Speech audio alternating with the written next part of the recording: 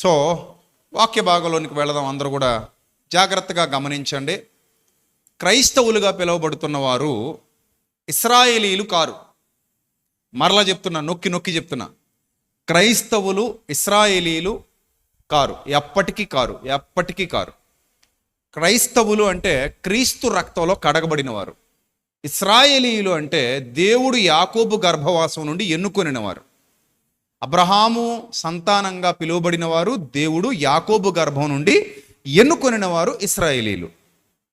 కానీ క్రైస్తవులు అంటే క్రీస్తు రక్తంలో కడగబడిన వారు. ఇశ్రాయేలీలు యాకోబు గర్భం నుండి పుడితే మాత్రమే ఇశ్రాయేలీలు అవుతారు. కానీ క్రైస్తవులు ఏ గర్భం నుండి పుట్టినా సరే క్రీస్తు గర్భం నుండి తిరిగి జన్మిస్తే క్రైస్తవులు అయిపోవచ్చు. వాళ్ళు ఏ జాతి వారైనా, ఏ ప్రాంతం వారైనా, ఏ మతం వారైనా, ఏ కులం వారైనా, ఏ భాష వారైనా, ఎక్కడి వారైనా సరే.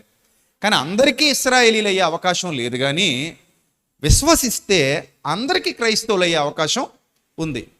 ఒక ఇశ్రాయేలీయుడు క్రైస్తవుడు కాగలడు, ఒక క్రైస్తవుడు మాత్రం ఎప్పటికీ ఇశ్రాయేలీయుడు కాలేడు.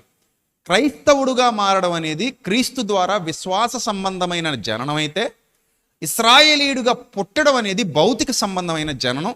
ఆ రెండింటికి చాలా డిఫరెన్స్ ఉంది. అందుకే అబ్రహాము సంతానంగా పిలిచినప్పుడు కూడా క్రొత్త నిబంధన ఏమంటదంటే విశ్వాసమూలమైన తండ్రి అంటది తప్ప శరీర సంబంధమైన తండ్రి అని అబ్రహాము గురించి బైబిల్ చెప్పదు నూతన నిబంధనలో. సో ఆ డిఫరెన్స్ మీకు అర్థమైతే ఇశ్రాయేలీలకు ఇవ్వబడినటువంటి నిబంధన కూడా వేరు, క్రైస్తవులకు ఇవ్వబడినటువంటి నిబంధన వేరు. అదేమో పాత నిబంధన, ఓల్డ్ టెస్టిమెంట్. ఇదేమో క్రొత్త నిబంధన. ఆ నిబంధన జంతు బలుల రక్తంతో ప్రారంభించబడింది. ఈ నిబంధన క్రీస్తు రక్తము వలనైన క్రొత్త నిబంధన. దీనికి ప్రారంభానికి క్రీస్తు రక్తం అవసరమైంది, దాని ప్రారంభానికి జంతువుల రక్తాన్ని మోషే గారు చిందించడం జరిగింది. రైట్? సో ఈ డిఫరెన్స్ మీ అందరికీ అర్థమైంది అనుకుంటాను. ఇప్పుడు 2000 సంవత్సరాల క్రిందటి వరకు అమలులో ఉన్నటువంటి దేవుని రాజ్యాంగం అంటే అదొక చట్టం. మీ అందరికీ తెలుసు కదా, రాజ్యాంగం అంటే అదొక చట్టం. ఒక్కో దేశానికి ఒక్కో రాజ్యాంగం ఉంటుంది. ఇప్పుడు కూడా భారతదేశ రాజ్యాంగం వేరు, అమెరికా రాజ్యాంగం వేరు, ఆస్ట్రేలియా రాజ్యాంగం వేరు, లండన్ రాజ్యాంగం వేరు, ఆఫ్రికా దేశపు రాజ్యాంగాలు వేరు, అలాగే షరియా చట్టాలు, ఇస్లాం చట్టాలు, రకరకాల చట్టాలు ప్రపంచవ్యాప్తంగా ఉన్నాయి. ఆయా చట్టాలు, ఆయా రాజ్యాంగాలు ఆయా దేశాలలో అమలవుతూ ఉంటాయి. అర్థమైందా? కొన్ని దేశాల విధి విధానాలు కొన్ని విధాలుగా ఉంటాయి. ఇప్పుడు మన దేశంలో ఉంది గసగసాలు ఉంటాయి కదా, గసగసాలు. ఇవి పట్టుకుని మీరు ఎక్కడికైనా తిరగవచ్చు, ఎక్కడికైనా కొనుక్కోవచ్చు, పట్టుకెళ్ళవచ్చు, ఏదైనా చేయొచ్చు. అదే గసగసాలు పట్టుకుని మీరు దుబాయ్ ఎయిర్పోర్ట్లో కానీ దిగారు అనుకోండి, ఇమీడియట్గా తీసి లోపల వేస్తారు మిమ్మల్ని. అక్కడ చట్టాలు వేరు, అక్కడ రాజ్యాంగాలు వేరు. అక్కడ నువ్వు 1 కేజీ గసగసాలు పట్టుకుని దుబాయ్ కానీ పోయావు అనుకో, నువ్వు ఎయిర్పోర్ట్లో దిగ్గానే చెక్ చేసి తీసుకెళ్ళి లోపల వేస్తారు. అర్థమైందా? సో అదేంటంటే మేము అక్కడ కూర వండుకుంటామండి, ఇక్కడ కూడా కూర వండుకోవడం తెచ్చుకుందామండి అంటే కుదరదు. ఒక్కో దేశ చట్టం ఒకలా ఉంది, ఒక్కో దేశ రాజ్యాంగం ఒకలా ఉంది, ఒక్కో దేశ పద్ధతి ఒకలా ఉంది. అలాగే ఇశ్రాయేలీల రాజ్యాంగం ఇశ్రాయేలీలకు సెపరేట్గా ఇవ్వబడింది. ఇప్పుడు క్రీస్తుకు పూర్వం దాదాపుగా 1600 సంవత్సరాలకు ముందు. అర్థమైందా? మరి క్రీస్తు వచ్చిన తర్వాత కొత్త రాజ్యాంగం వచ్చింది. అందుకే బైబిల్ గ్రంథంలో మనం ఏం చదువుకుంటాం? ఇది నా రక్తము వలనైన క్రొత్త నిబంధన అని. ఇది క్రీస్తు ద్వారా క్రైస్తవులకు ఇవ్వబడినటువంటి రాజ్యాంగం. చాలాసార్లు చెప్పాను, ఎన్నిసార్లు చెప్పినా కూడా మర్చిపోతున్నారు. ఎన్నిసార్లు చెప్పినా కానీ కొంతమందికి ఎక్కట్లేదు. అంటే బలంగా చెప్తే తప్ప కొంతమందికి అర్థమయ్యే పరిస్థితి లేదేమో గనుక మరలా చెప్పాల్సి వస్తుంది. ఇప్పుడు క్రొత్త నిబంధన, పాత నిబంధన రెండు కలిపిచ్చాడు మనకి. అర్థమైందా? ఈ క్రొత్త నిబంధన, పాత నిబంధన రెండు కలిపి చదువుతున్నప్పుడు పాత చట్టాన్ని పరిశీలిస్తూ కొత్త చట్టాన్ని అర్థం చేసుకుంటున్నాం. కొత్త చట్టాన్ని అర్థం చేసుకోవడానికి పాత చట్టం కూడా ఒక లింక్ డాక్యుమెంట్ లాగా మనకు ఉపయోగపడుతుంది. అదొక లింక్ డాక్యుమెంట్. ఇప్పుడు మనం స్కూల్లో చదువుకుంటున్నప్పుడు చరిత్ర చదువుకుంటాం. మొఘలుల చరిత్ర అంటాడు, ఇంకొకళ్ళు ఎవరిదో చరిత్ర అంటారు, కాకతీయుల చరిత్ర అంటారు. ఇవన్నీ చరిత్రలు చదువుకుంటాం మనం.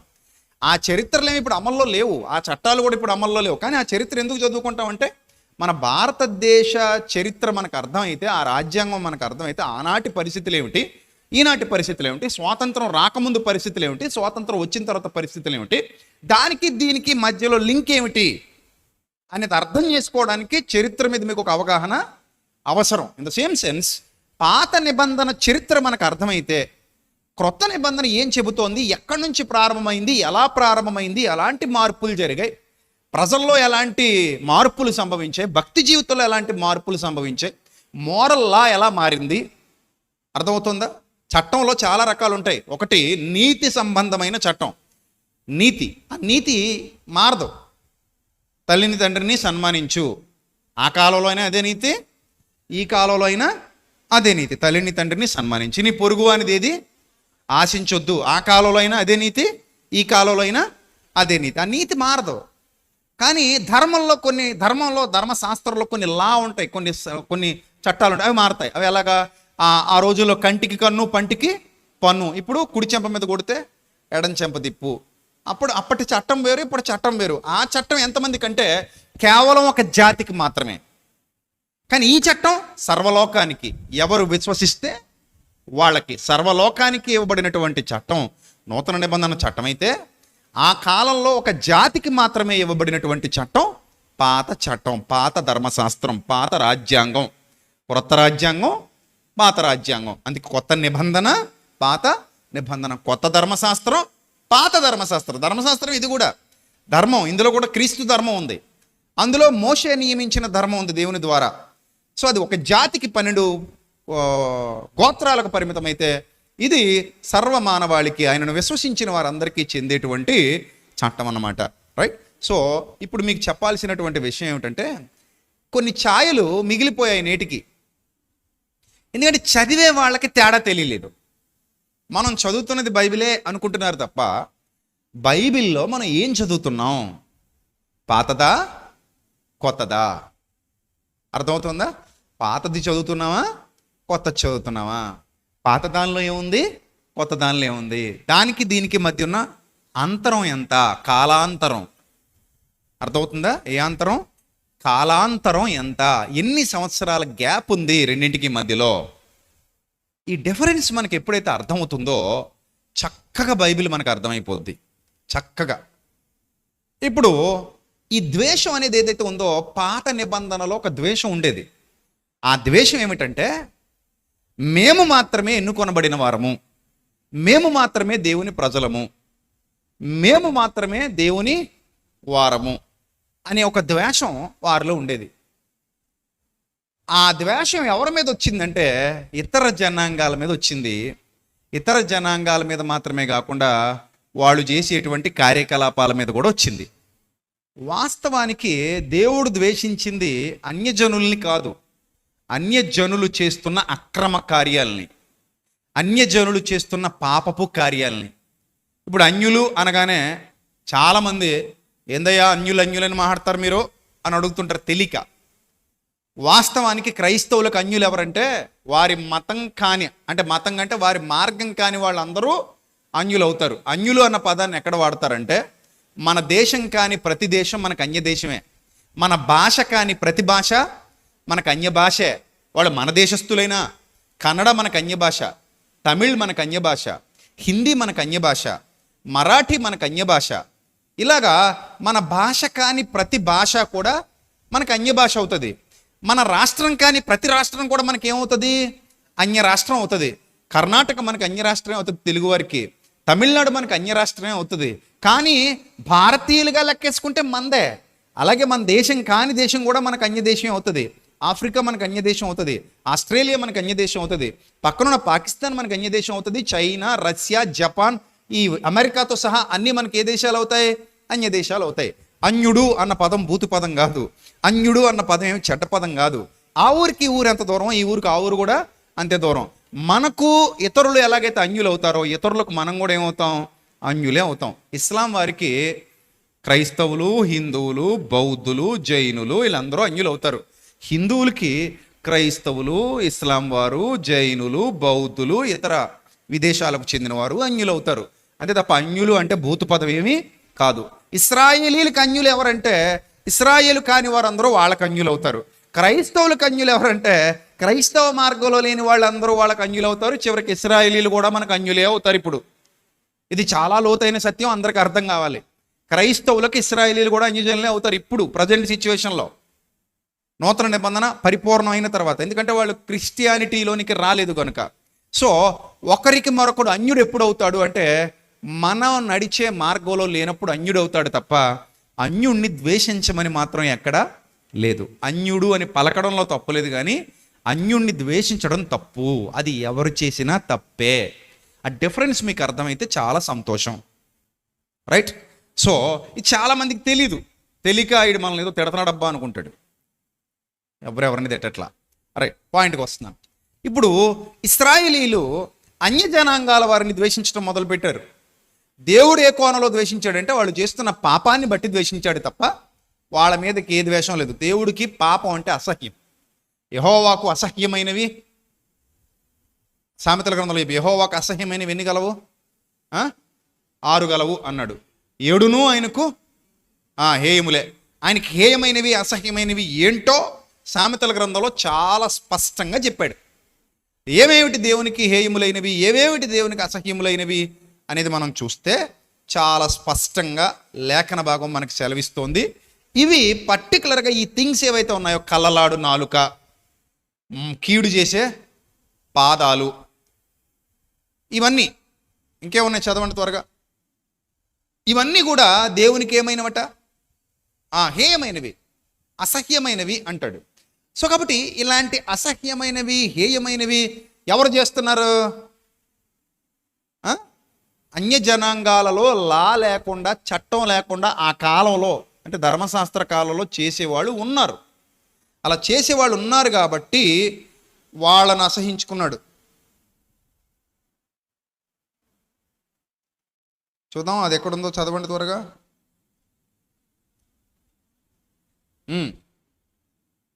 రెఫరెన్స్ ఎన్నో అధ్యాయం? సామెతల గ్రంథం 6వ అధ్యాయము 16వ వచనం. త్వరగా చదువుదాం. సామెతల గ్రంథం 6వ అధ్యాయము 16వ వచనం. యెహోవాకు అసహ్యములైనవి 6 గలవు, 7 ఆయనకు హేయములు. ఏమేంటంటే అవి: 1 అహంకార దృష్టి, 2 కళ్ళలు, అబద్ధాలు చెప్పే నాలుక, 3 నిరపరాధుల్ని చంపే చేతులు, 4 దుర్యోచనలు యోచించే హృదయం, 5 కీడు చేయుటకు త్వరపడి పరుగులెత్తే పాదాలు, 6 లేని వాటిని పలుకు అబద్ధ సాక్షి, 7 అన్నదమ్ములలో జగడాలు పుట్టించేవాడు. ఇలాంటి క్యారెక్టర్స్ కలిగిన వాళ్ళంటే దేవుడికి అసహ్యం. అంటే దేవుడు వ్యక్తిని ద్వేషించట్లా, వ్యక్తిత్వాన్ని ద్వేషిస్తున్నాడు. బాగా అర్థం చేసుకోండి. చాలామంది వ్యక్తిని ప్రేమిస్తారు, వ్యక్తిత్వాన్ని ప్రేమించలేరు. వ్యక్తిని ప్రేమించడానికి ముందు వ్యక్తిత్వాన్ని ప్రేమించండి. చాలామంది చూడండి, సినిమా హీరోలు ఫోటోలు తీసుకుంటారు, రాజకీయ నాయకులు ఫోటోలు తీసుకుంటారు, సెలబ్రిటీలు కనబడితే ఫోటోలు తీసుకుంటారు. అంటే ఇంతకీ మీరు ప్రేమించేది ఆ కటౌట్ని మాత్రమే, క్యారెక్టర్ని కాదు. కటౌట్ బాగా పబ్లిసిటీ అయింది కాబట్టి, కటౌట్కి సెలబ్రిటీ హోదా వచ్చింది కాబట్టి మీరు సెల్ఫీ తీసుకుంటున్నది దేంతో తీసుకుంటున్నారంటే కటౌట్తో తీసుకుంటున్నారు. ఇంతకీ మీరు కటౌట్ని ఎందుకు ఇష్టపడుతున్నారు? క్యారెక్టర్ని బట్టి ఇష్టపడుతున్నారా? ఆ వ్యక్తిని మీరు ఎందుకు ఇష్టపడుతున్నారు? వ్యక్తిత్వాన్ని బట్టి ఇష్టపడుతున్నారా? కాదు. ఎందుకంటే పబ్లిసిటీ ఎక్కువ జరిగింది కాబట్టి, ఎక్కువ సోషల్ మీడియాలో కనబడుతున్నారు కాబట్టి, ఎక్కువ సినిమాల్లో కనబడ్డారు కాబట్టి, ఎక్కువ పాపులర్ అయిన పర్సన్ కాబట్టి, అతిపెద్ద రాజకీయ నాయకుడు కాబట్టి నేను ఆ వ్యక్తితో సెల్ఫీ తీసుకోవడానికి ఇష్టపడుతున్నాను తప్ప ఆ వ్యక్తి యొక్క వ్యక్తిత్వాన్ని చూసి కాదు. చూడండి, ఒక కన్నడ నటుడు, చాలా పెద్ద స్టార్ అయిన దర్శన్ అని, ఆయనతో ఫోటోలు తీసుకోవడానికి చాలామంది ఎగబడేవారు. కానీ ఆయన ఒక మర్డర్ కేసులో ఇరుక్కుని జైల్లోకి వెళ్ళిపోయాడు. ఒక అమ్మాయి కోసం ఒక అభిమానిని చంపేశాడు ఆయన. సో ఇక్కడ కావాల్సింది కటౌట్ కాదు, కావాల్సింది క్యారెక్టర్. మీరు వ్యక్తిని చూసి ఫోటో కోసం వెళ్ళకూడదు, వ్యక్తిత్వాన్ని చూసి వెళ్ళాలి. వ్యక్తిని అభిమానించకూడదు, వ్యక్తిత్వాన్ని అభిమానించాలి. వ్యక్తి కంటే కూడా వ్యక్తిత్వం గొప్పది. అర్థమైందా? అందుకే దేవుడు అన్నాడు, అందం మోసకరం, సౌందర్యం వ్యర్థం అన్నాడు. ఇది కేవలం ఆడవాళ్ళకే ఆపాదిస్తారు కొంతమంది దౌర్భాగ్యులు. అందం ఆడవాళ్ళకి ఒకరికేనేటి? మగాళ్ళలో అందంగా ఉన్న వాళ్ళు ఉంటారు, లేకపోతే మీ పెళ్ళిళ్ళు అయ్యేడుతాయేటి? అంతేనా? మగాళ్ళలో కూడా అందగాళ్ళు ఉంటారు. అందం అంటే కేవలం మగ ఆడ మాత్రమే కాదు, పావురాలు కూడా అందంగా ఉంటాయి. ఆ అందం కూడా వ్యర్థమే. ఎందుకంటే కొన్నాళ్ళకి పావురం కూడా ఏమవుద్ది? ముసలు తవ్వుద్ది. చెట్లు పూల మొక్కలు కూడా ఎలాగుంటాయి? అందంగా ఉంటాయి, అది కూడా వ్యర్థమే. కొన్నాళ్ళకి గులాబీ మొక్క కూడా ఏమైపోద్ది? ఎండిపోద్ది. గులాబీ పువ్వు కూడా ఏమైపోద్ది? ఎండిపోద్ది. ప్రకృతిలో చాలా అందంగా ఉంటాయి. కొత్తగా కొనుక్కున్న వస్తువు చాలా అందంగా ఉంటుంది, కానీ కొన్నాళ్ళకి అది ఏమైపోద్ది? తుప్పు పట్టిపోద్ది. మీరు కొనుక్కున్న కేక్ చాలా అందంగా ఉంటుంది, కొన్నాళ్ళకి ఏమైపోద్ది? బూజు పట్టేస్తుంది. అందం మోసకరం, సౌందర్యం వ్యర్థం అంటే మగాళ్ళకి, ఆడవాళ్ళకి, మనుషులకి మాత్రమేనా, లేకపోతే ప్రపంచానికి అంతటికినా? ప్రపంచం అంతా కూడా అందం మోసకరం, సౌందర్యం వ్యర్థం అన్న కాన్సెప్ట్లో మీరు అర్థం చేసుకోవాలి తప్ప కేవలం ఆడవాళ్ళు మాత్రమే అనుకునే భ్రమలో బ్రతుకుతున్నారు ఈరోజు చాలామంది. ఈ వచనం ఎవరికి వాడతారయ్యా అంటే కేవలం ఆడవాళ్ళకంట. అందం మోసకరం, సౌందర్యం వ్యర్థం. మరి నీ గొడవ ఏంటైనా? నీ గొడవ ఏంది చెప్పు? నీకు లేదా అందం? నీకు లేదా సౌందర్యం? అబ్షాలోము బహు సౌందర్యవంతుడు, మోషే మహా అందగాడు, దావీదు మహా అందగాడు. మరి వాళ్ళ అందం మోసకరం, సౌందర్యం వ్యర్థం అనేది వాళ్ళకి వర్తించదా? చెట్టుకి, పుట్టకి, చివరికి ప్రకృతి అంతటికి వర్తిస్తుంది. గుర్తుపెట్టుకోండి. బైబిల్లో ఉన్న సత్యాన్ని లోతుగా అర్థం చేసుకునే ప్రయత్నం చేయండి. రైట్?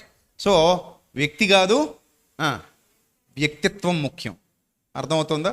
దేవుడు వ్యక్తుల్ని ద్వేషించలేదు. వాళ్ళ వ్యక్తిత్వం నచ్చలేదు ఆయనకి, వాళ్ళ పద్ధతులు నచ్చలేదు, వాళ్ళ ఆలోచనలు నచ్చలేదు, వాళ్ళ బ్రతుకు నచ్చలేదు, వాళ్ళ తీరుతెన్నులు నచ్చలేదు. అందుకే బైబిల్ గ్రంథం చెబుతుంది, రోగిని ప్రేమించండి, రోగాన్ని ద్వేషించండి. వ్యక్తిని ప్రేమించండి, అతనిలో ఉన్న తప్పుడు వ్యక్తిత్వాన్ని ద్వేషించండి. ఒక చెడ్డ వ్యక్తిత్వం ఉంటే అతడు చెడ్డ వ్యక్తి అవుతాడు. కాబట్టి అతని వ్యక్తిత్వాన్ని ద్వేషించండి, ఆ వ్యక్తిని ప్రేమించండి. నీ ఐడియాలజీ దేవుడికి నచ్చకపోతే ఆయన నీ ఐడియాలజీని ద్వేషిస్తాడు, నిన్ను కాదు. నీ ఐడియాలజీని మార్చుకోమంటాడు. అర్థమైందా? అందుకే మారు మనిషి కాదు, ఏంటి మారు మనిషా, మారు మనసా?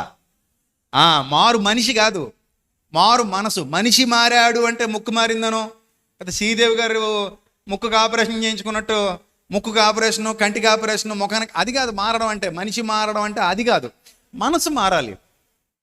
ఆయన మారు మనిషిని కోరుకోవట్లేదు, మారు మనసును కోరుకుంటున్నాడు.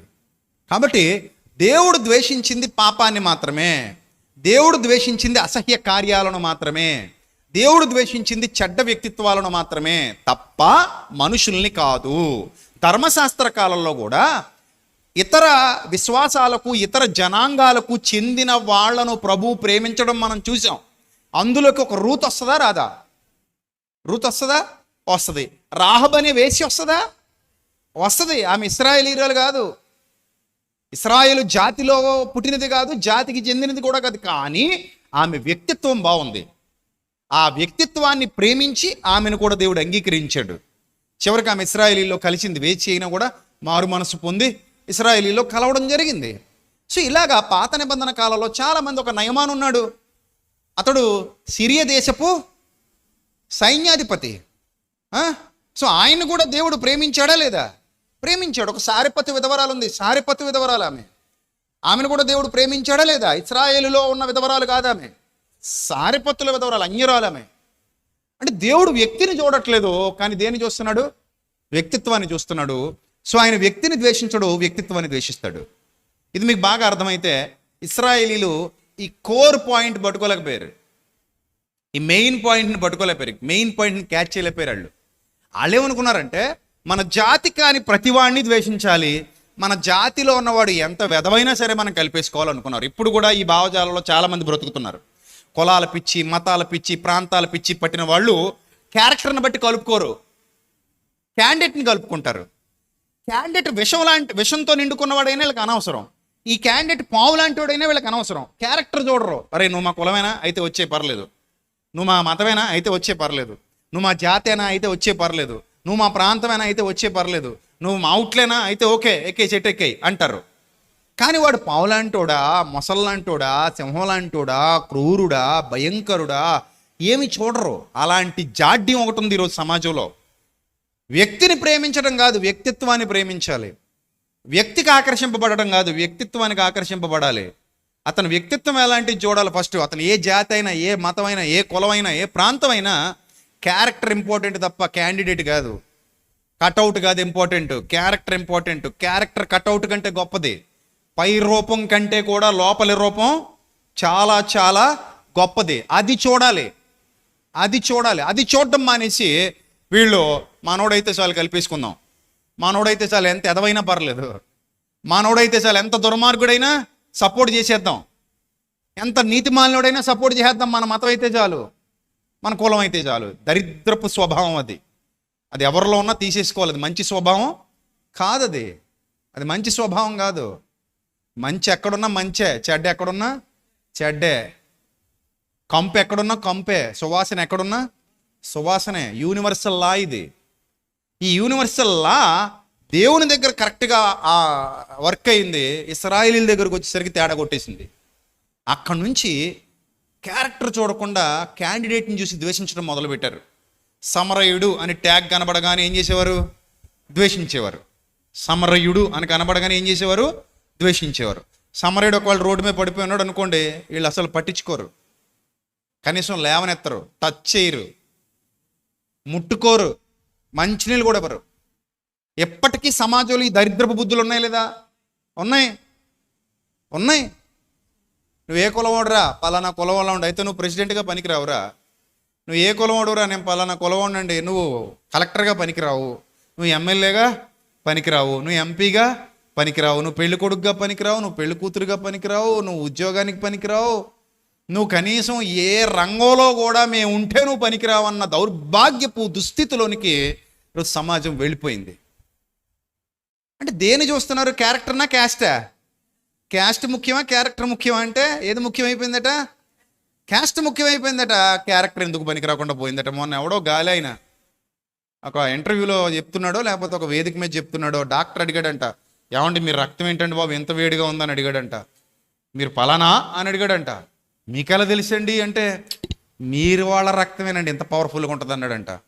ఆహా, తీసుకెళ్ళి బండిలో పోయి పెట్రోల్ బదులు, బాగా పవర్ఫుల్ రక్తం కదా, లేకపోతే ఇంకా పవర్ఫుల్ అయితే తీసుకెళ్ళి విమానంలో పోయి వైట్ పెట్రోల్ తీసేసి నీ రక్తం అదేమైనా ఎగురుద్దేమో చూడు.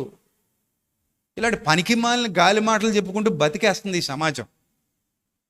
ఈరోజు సమాజంలో అదే చూస్తున్నారు. క్యాస్టా క్యారెక్టర్ అంటే క్యాస్టే, క్యారెక్టర్ కాదు. పైపెచ్చి మళ్ళీ నన్ను అంటారు కదా, వివక్ష లేనోడిని నేను. కావాలంటే చూసుకోండి, ఎక్కడైనా సరే నాకు వివక్ష ఉండదు. నన్ను అంటారు, నువ్వు పేరు చివరి ఎందుకు పెట్టుకున్నావు అంటారు. నువ్వు పేరు లోపల దాచావు, నేను పేరు చివరి పెట్టా, అంతేనా? నేను పేరు చివరి ఉన్నంత మాత్రాన, రెడ్డి అన్న పదం ఉన్నంత మాత్రాన ఎప్పుడైనా కుల వివక్ష ఉందా? నా బ్రతుకులు ఎప్పుడైనా చూసారా మీరు? నా బ్రతుకులు లేనిది అది. నా ఆధార్ కార్డులో ఆ పేరు అలాగే ఉంటుంది, అదే కనబడుద్ది. నా పాస్పోర్ట్లో నా పేరు అలాగే ఉంటుంది, అదే రాసుకున్నాను. మార్పులు చేర్పులు నేనేం చేసుకోలే. చిన్నప్పటి నుంచి నా పేరు అంతే, అంతవరకే. అది నేను పేరులాగే చూస్తాను తప్ప అంతకుమించి ఎప్పుడు నాకు అలాంటి చెడ్డ బుద్ధులు ఎప్పుడు లేవు, రావు కూడా. నాకు మనిషి ముఖ్యం. అందుకే నేను అన్నయ్య, తమ్ముడు అని పిలుస్తాను అందరినీ, చెల్లి, అక్క అని పిలుస్తాను. నీ జాతి ఏంటో అడగను, నీ కులం ఏంటో అడగను, నీ మతం ఏంటో అడగను, నీ ప్రాంతం ఏంటో అడగను. గట్టిగా మాట్లాడితే ఇక్కడ ఉన్న చాలామంది కులాలు నాకు తెలియదు, కానీ అన్నయ్య అని పిలుస్తాను. చాలామంది మతాలు కూడా నాకు తెలియదు, మతాలంటే పూర్వపు మతాలు, అన్నయ్య అని పిలుస్తాను, అక్క అని పిలుస్తాను. మీ ప్రాంతాలు, మీ వాడ, మీ పల్లె, మీ వాతావరణం నాకు ఏమీ తెలియదు. నన్ను కూడా ఎవరు అయ్యగారు, గురువుగారు, పండితుల వారు ఇలాగ అనమని నేను ఎవరికి చెప్పలేదు కూడా. నన్ను అందరూ మనస్ఫూర్తిగా అన్నయ్య అని పిలుస్తారు. మనస్ఫూర్తిగా నాకంటే పెద్దవాళ్ళు అయితే నన్ను బిడ్డలా భావిస్తారు. మనస్ఫూర్తిగా నాకంటే బాగా పెద్దవాళ్ళు అయితే నన్ను తమ్ముడు అని పిలుస్తారు. ఇంతే తప్ప నేను ఇంతకు మించి పిలుపులు ఎప్పుడు కోరుకోలేదు. సో నాకు ఎప్పుడు ఆ దరిద్ర బుద్ధులు లేవు, ఉండవు కూడా. చచ్చేంతవరకు నేను ఇలానే ఉంటా. సో కాబట్టి నేను చెప్పడానికి అర్హుణ్ణి. నేను దైవ గ్రంథంలో ఉన్న సత్యాన్ని బోధిస్తాను, సత్యాన్ని మాత్రమే బోధిస్తాను. అలాంటిది నేను పాటించకుండా ప్రకటించేవాడను కాను. నేను పాటించేదే నేను ప్రకటిస్తున్నాను. నేను పాటించనిది నేను ప్రకటించట్లా.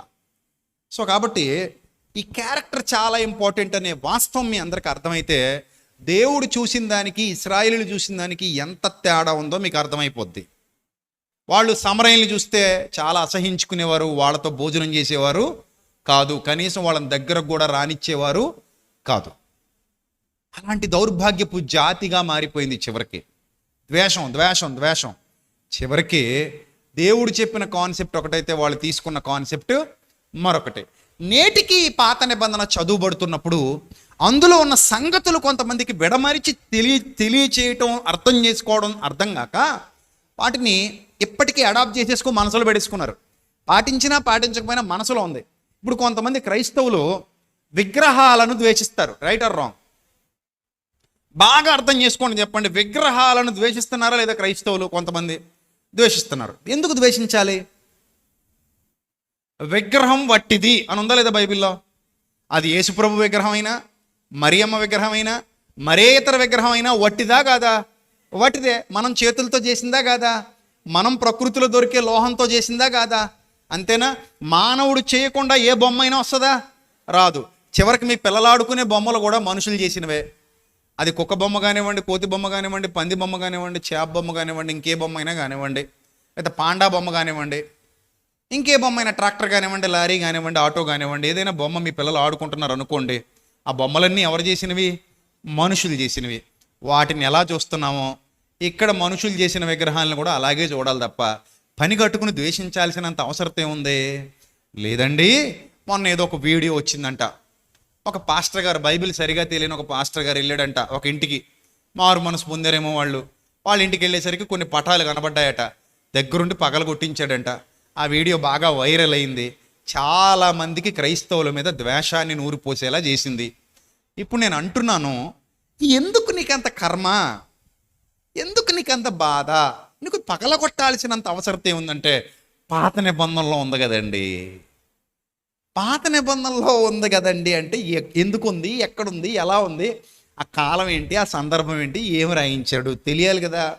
క్రొత్త నిబంధనలు ఎక్కడైనా పగలగొట్టిన సందర్భాలు ఉన్నాయా? మరి అది కూడా ఆలోచించాలి. నువ్వు ఏ చట్టం కిందకు వస్తావు? కేవలం 12 గోత్రాల వాళ్ళకి ఇచ్చిన చట్టం కిందకు వస్తావా?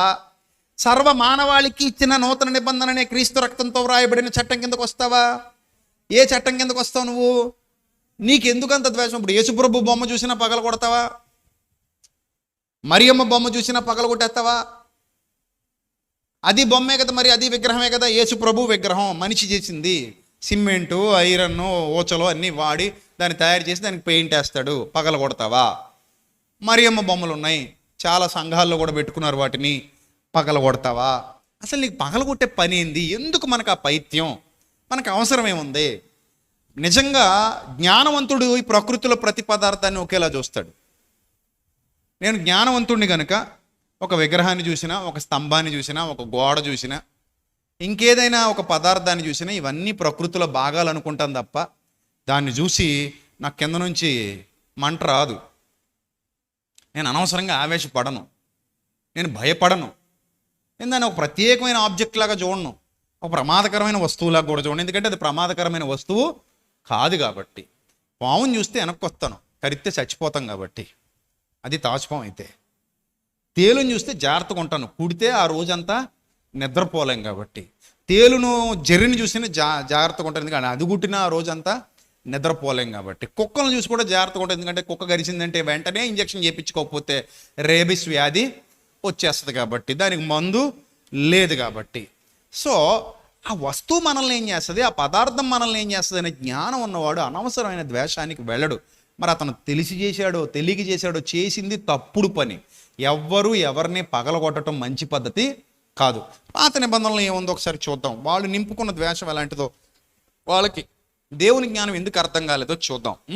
నిర్గమకాండం 23వ అధ్యాయము 24వ వచనం.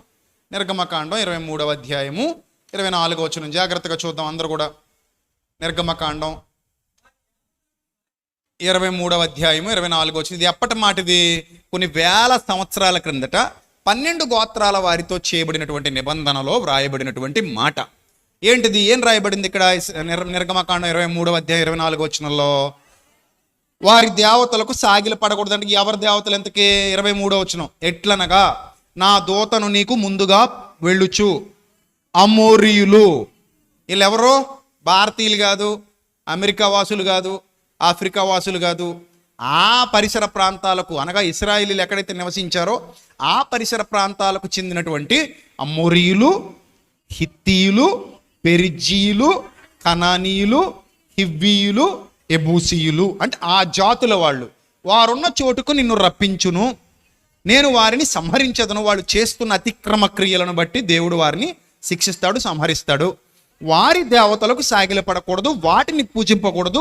వారి క్రియల వంటి క్రియలు చేయక వారిని తప్పక నిర్మూలన చేసి, వారి క్రియల వంటి క్రియలు. ఇంతకీ వాళ్ళు ఏ క్రియలు చేసేవారు అని మీరు ఆలోచిస్తే, దేవతల పేరిట, దేవుళ్ళ పేరిట వాళ్ళు ఏం చేసేవారంటే పిల్లల్ని బలిచ్చేవారు. వేల సంవత్సరాల క్రింద జరిగిన చరిత్ర ఇది. దాన్ని తీసుకొచ్చి ఇప్పుడున్న హిందువులకో, లేకపోతే ఇప్పుడున్న బౌద్ధులకో, ఇప్పుడున్న జైనులకో ఆపాదించకూడదు. బుద్ధిహీనమైన ఆలోచన విధానం అది.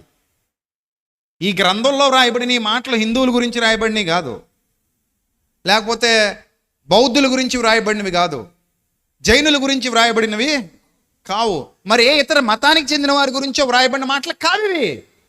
అవి చదువుతున్నప్పుడు ఏ కాలం, అమోరీలు అంటే ఎవరో, హివీలు అంటే ఎవరో, పెరిజీలు అంటే ఎవరో, కనానీలు అంటే ఎవరో, ఫిలిస్తీన్లు అంటే ఎవరో, హిత్తీలు అంటే ఎవరో, ఇలా మనకు తెలియాలి.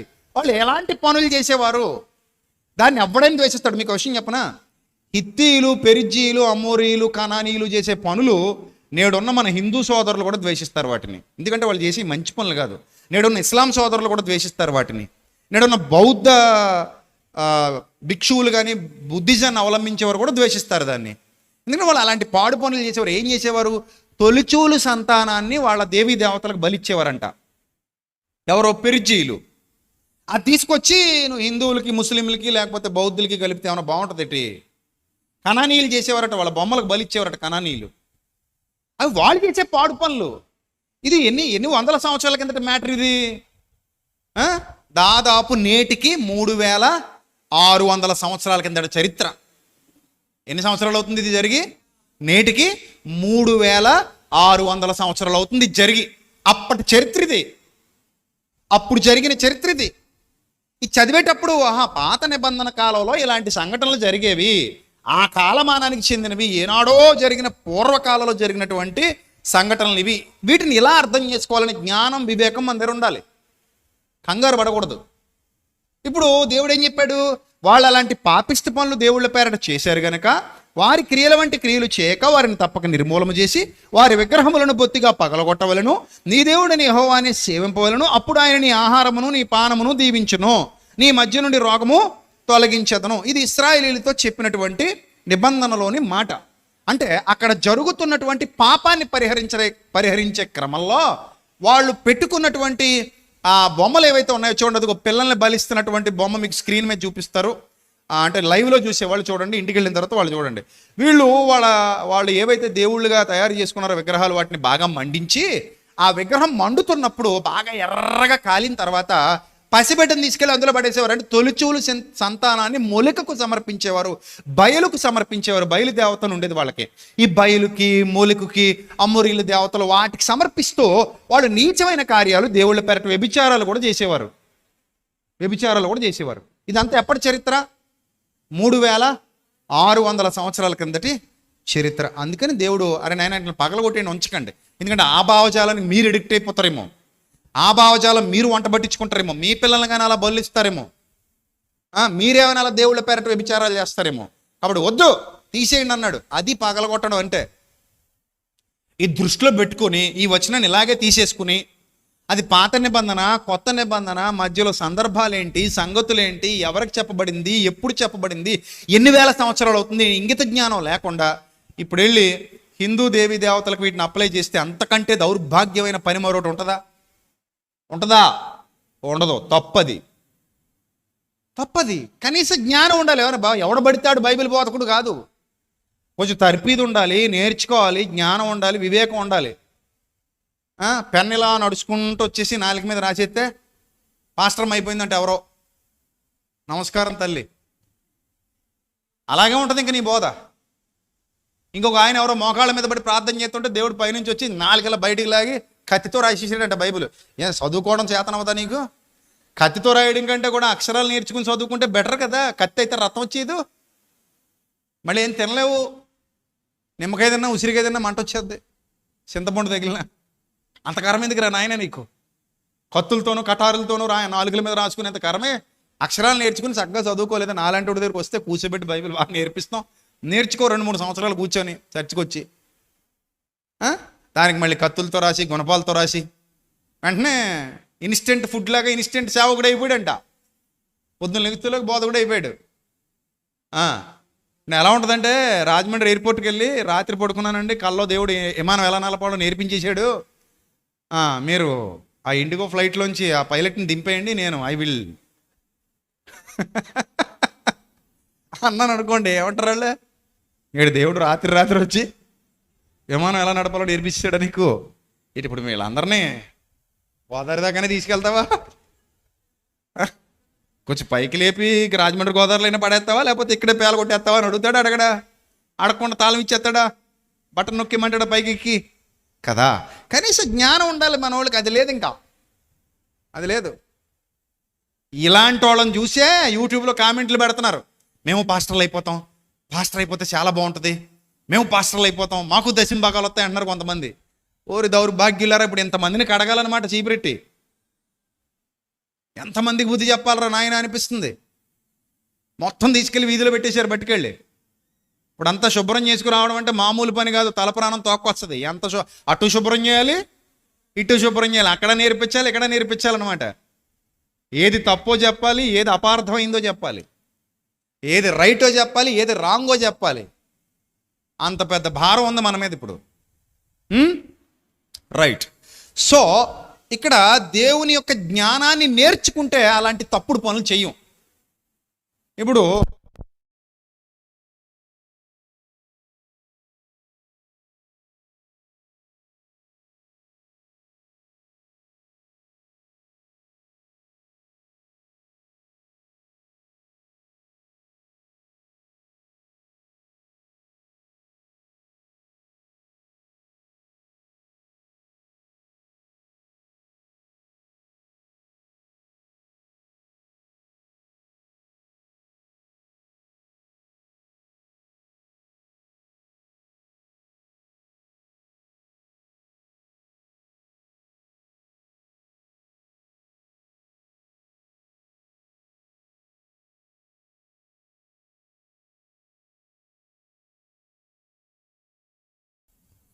సో బైబిల్ గ్రంథం చదివేటప్పుడు, బైబిల్ గ్రంథం ధ్యానించేటప్పుడు ఈ పగలగొట్టండి అన్న సందర్భం ఏదైతే ఉందో అది మంది కాదు, ఈ కాలానికి అప్లికబుల్ కాదు. ఒకవేళ ఎలాంటి పరిస్థితి వచ్చింది, ఒక హిందూ క్రైస్తవుడైనా, ఒక క్రైస్తవుడు హిందూ అయినా, ఒక ముస్లిం హిందూ అయినా, లేకపోతే క్రైస్తవుడైనా, ఒక క్రైస్తవుడు ముస్లిం అయినా, హిందూ అయినా, అది ఎవరి వ్యక్తిగతం వాళ్ళదే, ఎవరిష్టం వాళ్ళది. ఎవరిని మనం బలవంత పెట్టడానికి లేదు, ఎవరిని మనం ఇబ్బంది పెట్టొద్దు, ఎవరిష్టం వాళ్ళది.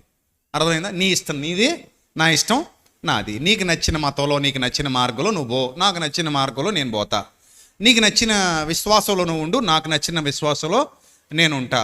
ఇది వ్యక్తిగతం, ప్రలోభాలకు గురి చేసేది కాదు, బలవంతంగా మార్చేది కాదు. మాకు వద్దు కూడా అది. అది మంచి పద్ధతి కాదు, ఎవరు చేసినా అది తప్పే. రైట్. ఇక్కడ పాయింట్ ఏంటంటే, ఇప్పుడు ఒక క్రైస్తవుడు హిందువుగా మారిన, ఒక క్రైస్తవుడు ఇస్లాంలోకి పోయినా, లేదా ఒక ఇస్లాం వ్యక్తి ఒక హిందువు క్రైస్తవంలోకి వచ్చినా వాళ్ళ పాత విశ్వాసాన్ని ద్వేషించాల్సిన అవసరత లేదు, ద్వేషించాల్సిన అవసరత లేదు. మనకెందుకు ఆ ద్వేషం? నువ్వెందుకు పగలగొట్టాలి? నీకు నచ్చలేదు, నీకు నచ్చలేదు, తీసుకెళ్ళి ఎవరికైనా ఇచ్చే, అంతేనా? తీసుకెళ్ళి ఎవరికైనా ఇచ్చే, లేదా ఏ కాలంలో అయినా కలిపి గౌరవంగా కలుపుతారు కదా, అలా కలుపుకో, లేకపోతే ఎవరికైనా ఇచ్చే. నీకు ఎందుకు పోయే కాలం? నేను మన బైబిల్ గురించి కూడా చెప్పాను. నీకు ఎవరైనా బైబిల్ ఇచ్చారు, నీ దగ్గర బైబిల్ ఉంది, నీకు నచ్చలేదు, దాన్ని చెంపడం కాల్చడం చేయకు, ఎవరికైనా పట్టుకెళ్ళి ఇచ్చే. ఇష్టమైనడు చదువుకుంటాడు. ఇద్దరు భగవద్గీత ఉంది, చెంపడం కాల్చడం చేయకు, ఎవరికైనా పట్టుకెళ్ళి ఇచ్చే, ఇష్టమైనడు చదువుకుంటారు. ఏదైనా బొమ్మలు ఉన్నాయి, పగలగొట్టడాలు, ద్వేషించడాలు, నేను గుణపంతో పొడి చేస్తా, అది మీ మెంటలు ఏమన్నా నీకు? ఎందుకు అలాగ అయిపోతున్నావు? అది యేసుప్రభు బొమ్మ అయినా, మరియమ్మ బొమ్మ అయినా, ఏ బొమ్మ అయినా, ఎందుకు అంత మెంటలు నీకు? ఎందుకు ద్వేషించాలి? ఏముంది, ఒట్టి బొమ్మే కదా, దాని మీద నీకు వచ్చేస్తుంది బీపీ. ఎందుకంత బీపీ నీకు? ఎందుకంత బీపీ? పట్టుకెళ్ళి ఎవరికైనా ఇచ్చేయి, ఎక్కడైనా పెట్టే. దానికే రౌద్రంతో నిండిపోతున్నావు, అంత అసహ్యమా? చూడండి, బాగా ఆలోచించేయండి. పాత నిబంధన భావజాలం క్రొత్త నిబంధన క్రైస్తవుల్లో చచ్చిపోవాలి. మనం ప్రేమ అనే పునాది మీద కట్టబడ్డాం తప్ప ద్వేషం అనే పునాది మీద కట్టబడలేదు. అవే కాదు, ఇంకేమేం పగలగొట్టమన్నాడు అనుకుంటున్నారు? చూద్దాం ఒకసారి.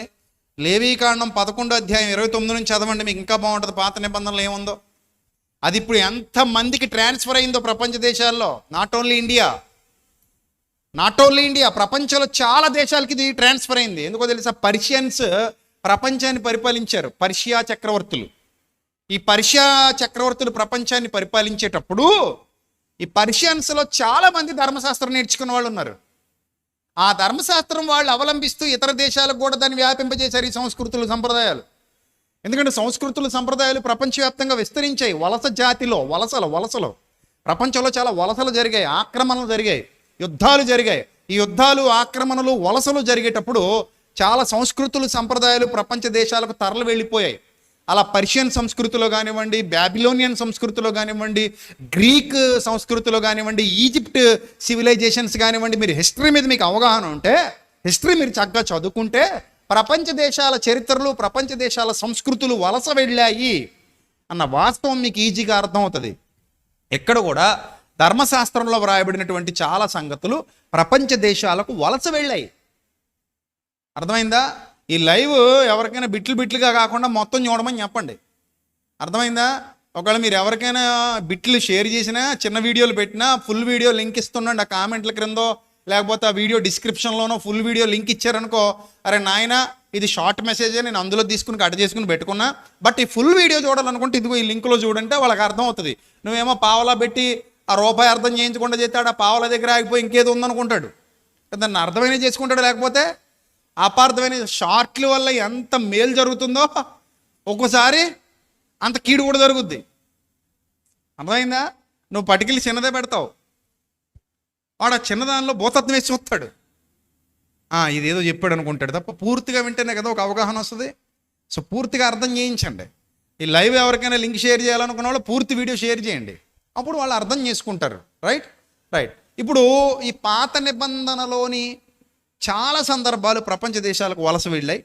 ఇందులో వీళ్ళు ఏమేమి నేర్చుకున్నారు, అవి ఎలా వలస వెళ్ళాయి, అందులో వాళ్ళు ఎలాంటి ద్వేషం కలిగి ఉన్నారు అది కూడా చెప్తాను. మీకు జాగ్రత్తగా వినండి, ఈ మెసేజ్ మొత్తం జాగ్రత్త క్లియర్గా వినండి. లేవియకాండం 11వ అధ్యాయం, లేవియకాండం 11వ అధ్యాయం మొదటి నుంచి చూద్దాం. మరియు యెహోవా మోషే అహరోనులకు ఎలాగూ సెలవిచ్చెను, మీరు ఇశ్రాయేలీలతో ఇట్లనుడి. ఎవరితో? అమోరీలతోనా, పెరిజీలతోనా, హివీలతోనా, కనానీలతోనా, అమాలేకీలతోనా, ఫిలిస్తీన్లతోనా, భారతీయులతోనా, అమెరికన్లతోనా, ఆఫ్రికన్లతోనా, మరి ఎవరితో? ఎస్, ఎంత మంచి క్లారిటీ వచ్చింది మీకు. మీరు ఏదైనా మీరు తెలివైన వాళ్ళు అందరూ కూడా, అందును బట్టి నేను చాలా సంతోషిస్తున్నాను మిమ్మల్ని బట్టి, మీ తెలివిని బట్టి చాలా తొందరగా అర్థం చేసుకుంటారు మీరు ఏదైనా చెప్పినప్పుడు కదా. I love you all. ఎందుకు? తొందరగా అర్థం చేసుకుంటున్నారు కాబట్టి, ఊరికే కాదు. చదవండి. ఎవరికిది? ఇశ్రాయేలీలతో ఇట్లనిరి. ఓహో, అంటే ఈ సందర్భం చదివేటప్పుడు దేవుడు 3600 సంవత్సరాల క్రిందట ఎవరితో చెప్పిన మాట ఇది? ఇశ్రాయేలీలతో చెప్పిన మాట. మనం ఏది పడితే అది పగలగొట్టకూడదు, తీసుకెళ్ళి లోపలేస్తారు. అది ద్వేషంతో నిండుకున్నది అవుతుంది తప్ప మంచిది కాదు. ద్వేషం ఎప్పుడూ కూడా వృద్ధి పొందనివ్వదు, ప్రేమ ఒక్కటే వృద్ధి పొందనిస్తుంది. మీరు ప్రేమతో సామ్రాజ్యాలు గెలుచుకోగలరు, పగతో పావలా కూడా గెలుచుకోలేరు. ద్వేషంతో ఒక్క మనిషిని కూడా గెలుచుకోలేరు. సో కాబట్టి మీరు తప్పు చేయొద్దు, తప్పు భావజాలంలోకి వెళ్ళొద్దు. బైబిల్ తెలియని వారి దగ్గర అసలు కూర్చోకండి, వాళ్ళు బోధించే బోధలు వినకండి. వాళ్ళకి బైబిల్ రాదు. కొంతమంది చూస్తున్నాం కదా సమాజంలో, అట్టిపళ్ళు పంచిపెట్టేసి ఇంటికి వెళ్ళిపోతారు, నీళ్ళు చల్లేసి ఇంటికి వెళ్ళిపోతారు, కొబ్బరి నూనె రాసేసి ఇంటికి వెళ్ళిపోతారు, మాయలు గారడీలు చేసి ఇంటికి వెళ్ళిపోతారు. వాళ్ళకి బైబిల్ రాదు. బైబిల్లో ఏమైనా లోతైన సత్యం చెప్పండి అంటే చెప్పరు. డౌట్లు ఏమైనా అడిగితే మోకాళ్ళు వేసి ప్రార్థన చేయండి అంటారు. మరి నువ్వెందుకు మాకు ఇంక ఎద్దులాగా మోకాళ్ళు వేసి మేము ప్రార్థన చేసుకుని? ఇప్పుడు స్కూల్కి వెళ్ళాం, టీచర్ గారి దగ్గరికి వెళ్ళి టీచర్ గారి లెక్క అర్థం కాలేదన్నాను, మోకాళ్ళు వేసి ప్రార్థన చేయలేకపోతే హెడ్ మాస్టర్కి దండం పెట్టి అన్నాడు అనుకో, హెడ్ మాస్టర్కి దండం పెట్టాలా, నీకైనా సున్నం కొట్టాలా? ఇక నువ్వెందుకు మాకు? నువ్వు టీచర్వేనా? నువ్వు టీచర్ అయితే నువ్వు ప్రిపేర్ అయ్యి మాకు చెప్పాలిగా, నువ్వు టీచర్ అయితే నువ్వు బోధకుడు అయితే మాకు నేర్పించాలిగా. ఇంకా అవేం చేయకుండా ఏదో గంగిరెద్దులాగా అమ్మగారికి దండం పెట్టు అన్నట్టు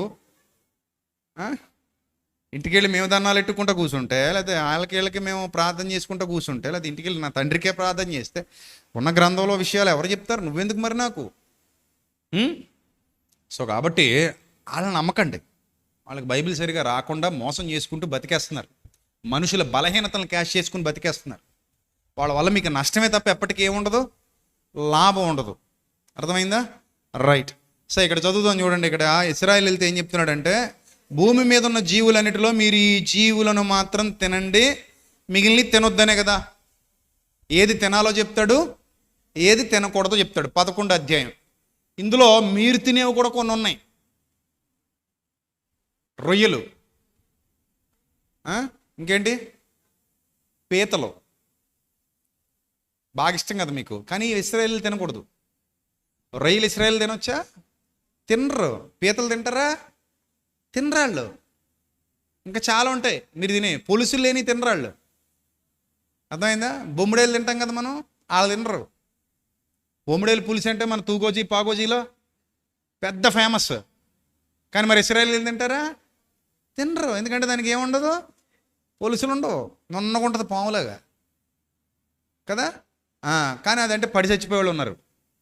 టేస్ట్ బాగుంటుంది కాబట్టి చింతకాయలు వేసి పులుసు ఎడతారు, భలే ఉంటుంది. మనకు పడద్ది, అలాగ పడదు. అలాగే కొన్ని రకాల సముద్రపు జీవులు ఉంటాయి, సముద్రపు చేపలు, అవి వాళ్ళకి ఎక్కువ. సొర తినరాళ్ళు. సొర పిట్టు గట్టిగా కొడతారు కదా మీరు, పట్టు. సొర పిట్టు అంటే పట్టరావు పొట్టు అంటారు మీరు, కానీ వాళ్ళు అలాంటివి తినరు. సో కాబట్టి మనం తినేవి చాలా ఇశ్రాయేలీలు తినరు. అందులో లిస్ట్ ఇంటికి వెళ్ళి చదువుకోండి, చాలా ఉన్నాయి. ఇందులో కొన్ని చదువుతాను చూడండి. జంతువుల్లో ఏది డెక్కలు గలదే నెమరు వేరేనో దాన్ని తినొచ్చు. నెమరు వేయి వాటిలో 2 డెక్కలు గల వాటిలో వీటిని తినకూడదు. ఉంటే నెమరు వేయని కానీ దానికి 2 డెక్కలు లేవు కనుక అది మీకు అపవిత్రం. కానీ చాలా చోట్ల ఒంటె మాంసం ఫేమస్. అర్థమైందా? మన కువైట్లో కూడా ఒంటె మాంసం అది తినేవాళ్ళు ఉన్నారు, దుబాయ్లో కూడా ఉన్నారు. కొన్ని ప్రాంతాల్లో ఒంటె మాంసం తింటారు. మన భారతదేశంలో కూడా కొన్ని చోట్ల ఒంటె తింటారు. మొన్న నేను కువైట్ వెళ్ళినప్పుడు నాకు మజ్జిగ ఇచ్చారు.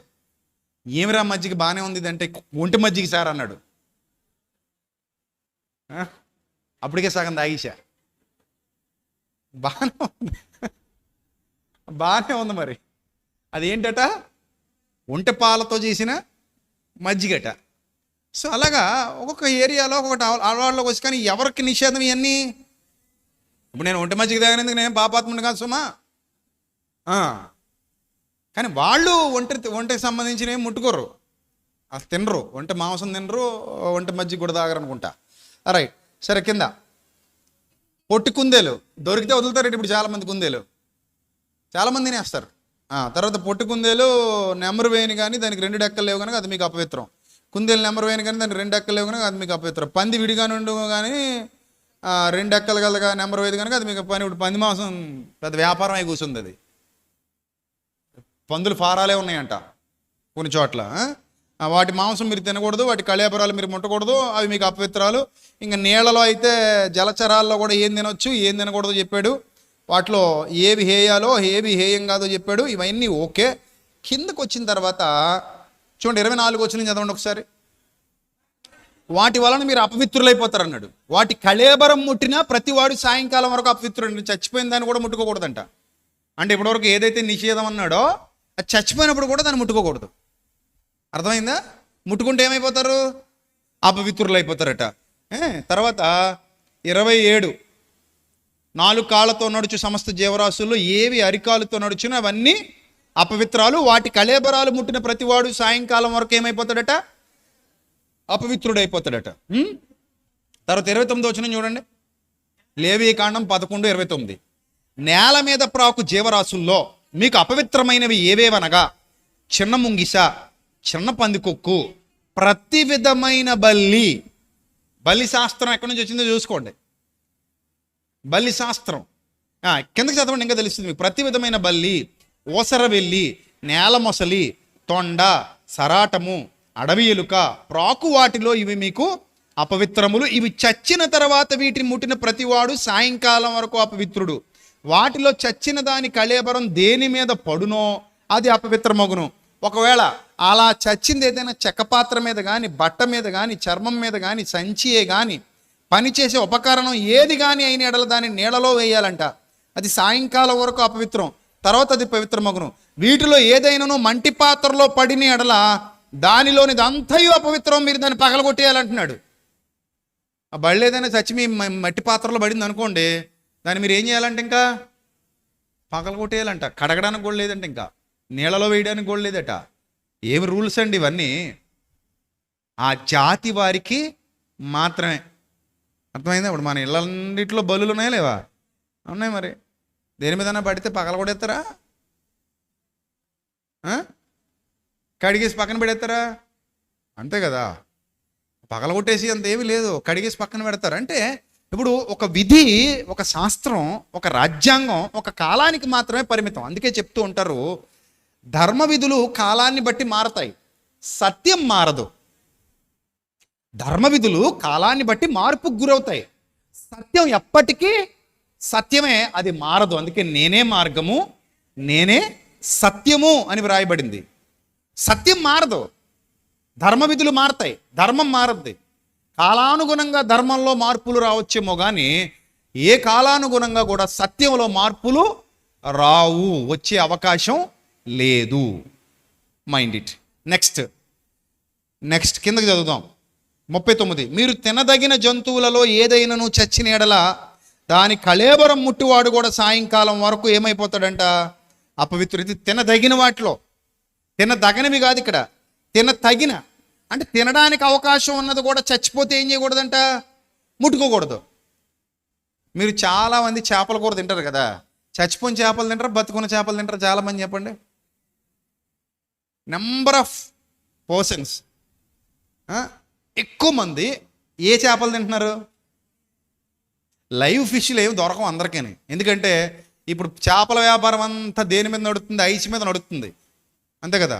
చేపలు ఎక్కడో సముద్రంలో పడతారు, అందులో ఏమేసి తీసుకొస్తారు? ఐస్ వేసి తీసుకొస్తారు. ఎక్కడో మన చుట్టుపక్కల అయితే మన చెరువుల్లోనో కాలువల్లోనో పడ్డప్పుడు జాలర్ల దగ్గరికి వెళ్ళి, చేపలు అమ్మే వాళ్ళ దగ్గరికి, వాళ్ళు రోడ్డు మీద ఏమైనా ఎగిరేవి అమ్మితే బాగుంది రోజు లైవ్ ఫిష్ అక్కడ తీసుకుంటాం.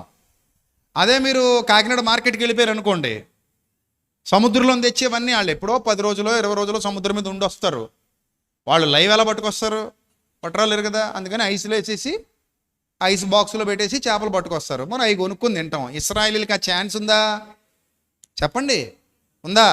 వాళ్ళు ఒకవేళ చేప తినాలనుకుంటే ఎగిరెత్తి తినాలి, గాలానికి దొరికిన తర్వాత ఇంకా ఊగుతూ ఉండాలి. అది ఫ్రెష్గా తెచ్చుకొని కట్ చేసుకొని తినాలి. ఐస్లో పెట్టి తిత్తానంటే అవ్వదు. ఫ్రిడ్జ్లో పెట్టిస్తాను 3 రోజుల తర్వాత అంటే అవ్వదు. ఇప్పుడు చేపలు తినేవాళ్ళు ఎలా తింటున్నారో కూడా మనకు తెలుసు. 2 కేజీలు చేప తెచ్చేసుకుంటారు, 1 కేజీ ఆదివారం వండుకుంటారు, ఇంకో కేజీ పట్టుకెళ్ళి డీప్ ఫ్రిడ్జ్లో పెడతారు. దాన్ని రెడీ చేసి దానికి కారం, పసుపు, ఉప్పు అని రాసి మళ్ళీ వారం తర్వాత అదే వండుతారు, ఏదో శవాన్ని తీసినట్టు బయటికి. అది నా ఫ్రెష్ ఎట్ మీకు. మటన్, చికెన్ కూడా అలాగే ఫ్రిడ్జ్లో దాచుకుని నెలలు తినేవాళ్ళు ఉన్నారు మహానుభావులు. ఏనాడిది బాబు ఇది అంటే, అబ్బాయి మొన్నే జనవరిలోది. ఇప్పుడు మొన్న జనవరే అన్నట్టు ఉంటుంది వ్యవహారం కదా. కానీ ఇశ్రాయేలీలకి ఇవన్నీ నడవు. వాళ్ళు ఫ్రెష్ తినాలి. ఒకవేళ చచ్చిపోతే దాన్ని ముట్టుకున్నా కూడా సాయంకాలం వరకు ఏమైపోతావు? తినదగినవి ముట్టుకున్నా సాయంకాలం వరకు ఏమైపోతావు? అపవిత్రుడిపోతే. ఇలాంటి చట్టంలో నుంచి ద్వేషం లేని ఒక ప్రశాంతమైన చట్టంలోకి తీసుకొచ్చాడు దేవుడు. ఈ చట్టం శరీర విధులకు సంబంధించింది కాదు, ఈ చట్టం హృదయ విధులకు సంబంధించింది.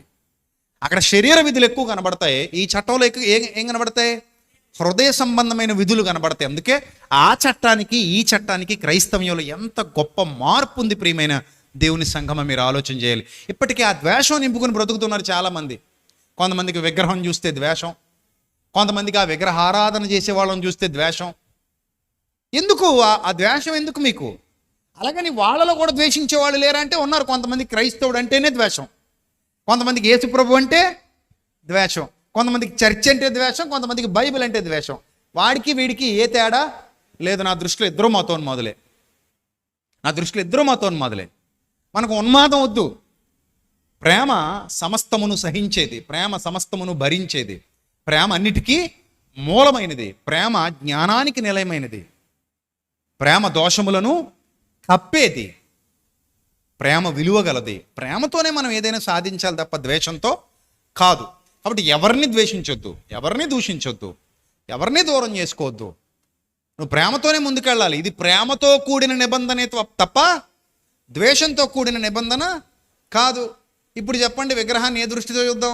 అది యేసు ప్రభు విగ్రహం అయినా, మరియమ్మ విగ్రహం అయినా, మరి ఏ ఇతర విగ్రహం అయినా ఏ దృష్టితో చూద్దాం?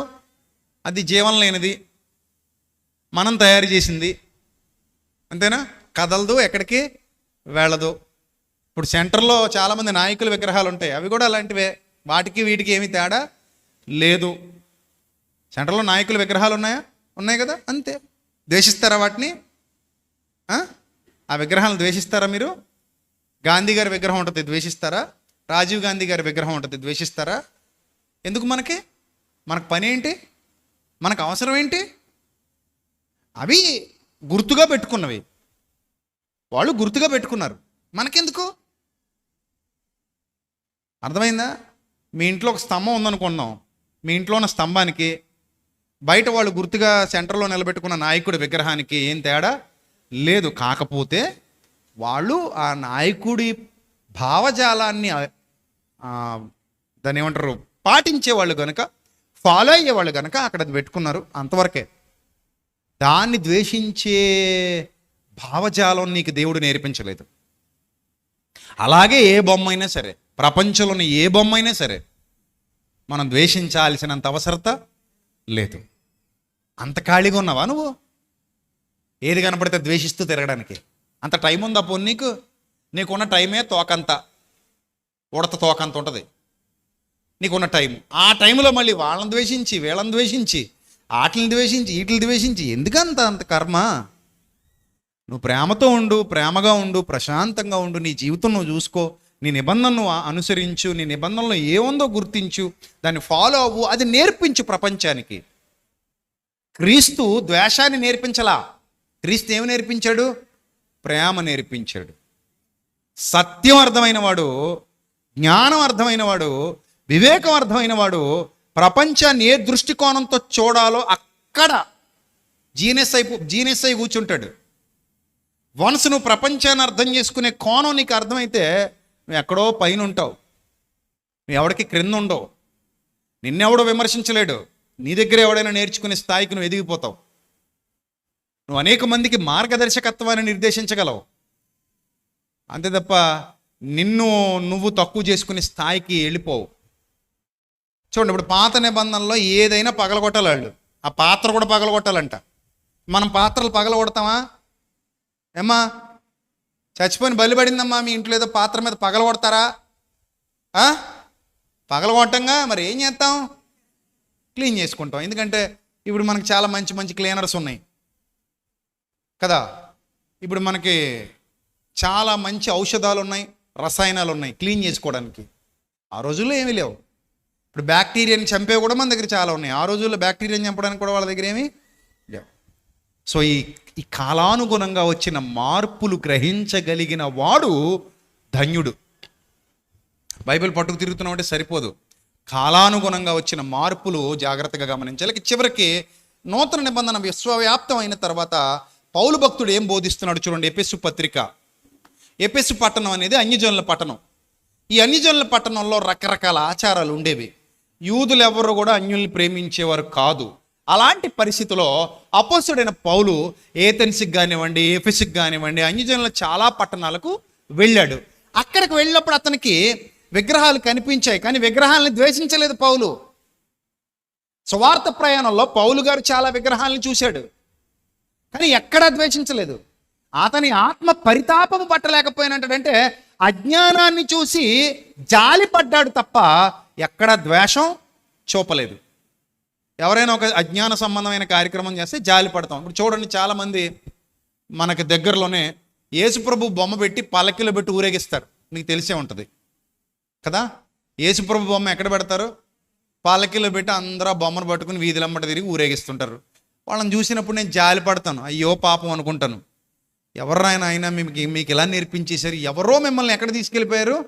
తప్పుదారిలోకి తీసుకెళ్ళిపోయారు. ముందే నాలాంటోడు మీకు తగిలి ఉంటే, నాలాంటోడు బోధ మీరు వినుంటే మీరు జ్ఞానులు అయ్యేవారు, వివేకవంతులు అయ్యేవారు, ఇందులో పడిపోయేవారు కాదు. ఇప్పుడు వాళ్ళు ఏంటది? ఒక సిమెంట్తో చేసిన యేసుప్రభు బొమ్మది. ఎవరో ఒక మేస్త్రి చేశాడు, చక్కగా చేయగలిగిన మేస్త్రి వచ్చేసి చేశాడు. ఆయన వేసి ఇచ్చిన సిమెంట్ బొమ్మను పట్టుకొని దానికి రంగులు పూసి మీరు ఊరంతా తిప్పుతున్నారా యేసుప్రభు బొమ్మను పట్టుకుని అని బాధేస్తా నాకు. మళ్ళీ నేను వాళ్ళ పేరు చెప్తే నాకు కూడా ఏడుస్తారు. అలాగని నాకేం భయం కాదు, వాళ్ళని బాధ పెట్టడం ఎందుకని చెప్పట్లేదు. వాళ్ళు విన్నాక వాళ్ళకి అర్థమైపోద్ది. ఓ ఈయన మమ్మల్ని మా గురించి చెప్పాడు, పలానా చర్చ్ ఇది, ఈ చర్చిలో మేము ఇలా చేస్తాం, మాకు యేసుప్రభు బొమ్మ ఉంటుంది, మరియమ్మ బొమ్మ కూడా ఉంటుంది, మేము ఆ బొమ్మ పట్టుకుని ఊరేగుతాం అని అనుకుంటారు వాళ్ళు. నేను వాళ్ళని ద్వేషించట్లా, నేను మళ్ళీ చెప్తున్నా. ఆ బొమ్మ పట్టుకుని ఊరేగుతున్న ఆ క్రైస్తవులని అనుకుంటున్న వాళ్ళు చేస్తున్న బైబిల్లో లేనివి చేస్తున్నారు, నూతన నిబంధనలో లేనివి.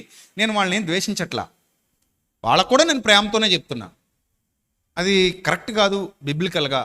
ఆయన కోరిన ఆరాధన అలాంటిది కాదు. ఆయన ఆత్మతో సత్యంతో ఆరాధించమన్నాడు, కానీ వాళ్ళు అలా చేస్తున్నారు. ఇప్పుడు నేను కోపంతో రగిలిపోవాలా? నాకెందుకు కోపం? ప్రేమతో చెప్తాను, నాయన దిస్ ఈజ్ నాట్ రైట్ అని చెప్తాను. నేను విన్నంటావా? మాని. క్రొత్త నిబంధన అలా చెప్పలేదు. యేసుప్రభు బొమ్మ పెట్టుకుని మీరు క్రైస్తవులందరూ రోడ్డు మీదకి వెళ్ళండి అని చెప్పలేదు. క్రొత్త నిబంధన ఎప్పుడు కూడా మీరు రోడ్డు మీదకి వెళ్ళి ఈ సిలువు పట్టుకుని ఊరేగండి అని కూడా చెప్పలేదు. మీరు క్రొత్త నిబంధన చెప్పిన బోధ సరిగా అర్థమైతే అది మన బ్రతుకులో కనబడాలని మాత్రమే చెప్పింది. జ్ఞానం మన బ్రతుకులో కనబడాలని చెప్పింది బైబిల్. ఇది అర్థమైన వాళ్ళు అవి చేయరు. నా పాయింట్ మీ అందరికీ అర్థమవుతుంది అనుకుంటున్నాను, దేవుని పిల్లలుగా, రైట్? సో ఇప్పుడు నాకు ద్వేషం ఎందుకు ఉంటుంది? ఇప్పుడు మనోడే ఎవడో పొరపాటు చేస్తున్నాడు, తెలియలేదు పాపం అతనికి, అది అజ్ఞానం, అది అతనికి అంత సత్యం అర్థం కాలేదు. అప్పుడు నేను అతన్ని చూసి ఏం చేయాలి? జాలి పడాలి. నేను ఎందుకు ద్వేషించాలి? ఇప్పుడు రోగిని చూసి డాక్టర్ గారు జాలి పడతారా, ద్వేషిస్తారా? చెప్పండి. రోగం వచ్చింది, డాక్టర్ గారు ద్వేషిస్తారా, జాలి పడతారా? జాలి పడాలి, కానీ ద్వేషించడం ఎంతవరకు కరెక్ట్? సో మనం ఎవరిని ద్వేషించొద్దు, జాలి పడదాం. ఒకవేళ ఎవరైనా తప్పు మార్గంలో వెళ్తున్నారా, జాలి పడదాం. ఇప్పుడు బండి నడపడం రాక ఎవడో గోణ గుద్దేశాడండి, ఏం చేస్తా? జాలి పడతాం. అరే చిన్నపిల్లాడివిరా నువ్వు, నీకు బండి నడపడం రాదు, నువ్వు ఎందుకు తీసుకున్నావు బైక్ ఎక్కావు, నువ్వెందుకు గోణ గుద్దేసి? జాలి పడాలి. అందుకని ద్వేషించకూడదు, ద్వేషిస్తే తప్పది. దేవుని పిల్లలుగా మనలో ఆ ద్వేషం ఉండడానికి వీలు లేదు. నువ్వు ద్వేషించొద్దు, జాలిపడు. నువ్వు ద్వేషాన్ని చూపించొద్దు, జాలిపడు. ఆ పాయింట్ అర్థమైందా? రైట్. ఇక్కడ చదువుదాం పౌలు భక్తుడు ఏం చేస్తున్నాడో. అపోస్తలుల కార్యాలు, మరలా ఎఫెసు పత్రిక వద్దాం. అపోస్తలుల కార్యాలు 17వ అధ్యాయము, అపోస్తలుల కార్యాలు 17వ అధ్యాయము 16వ వచనం.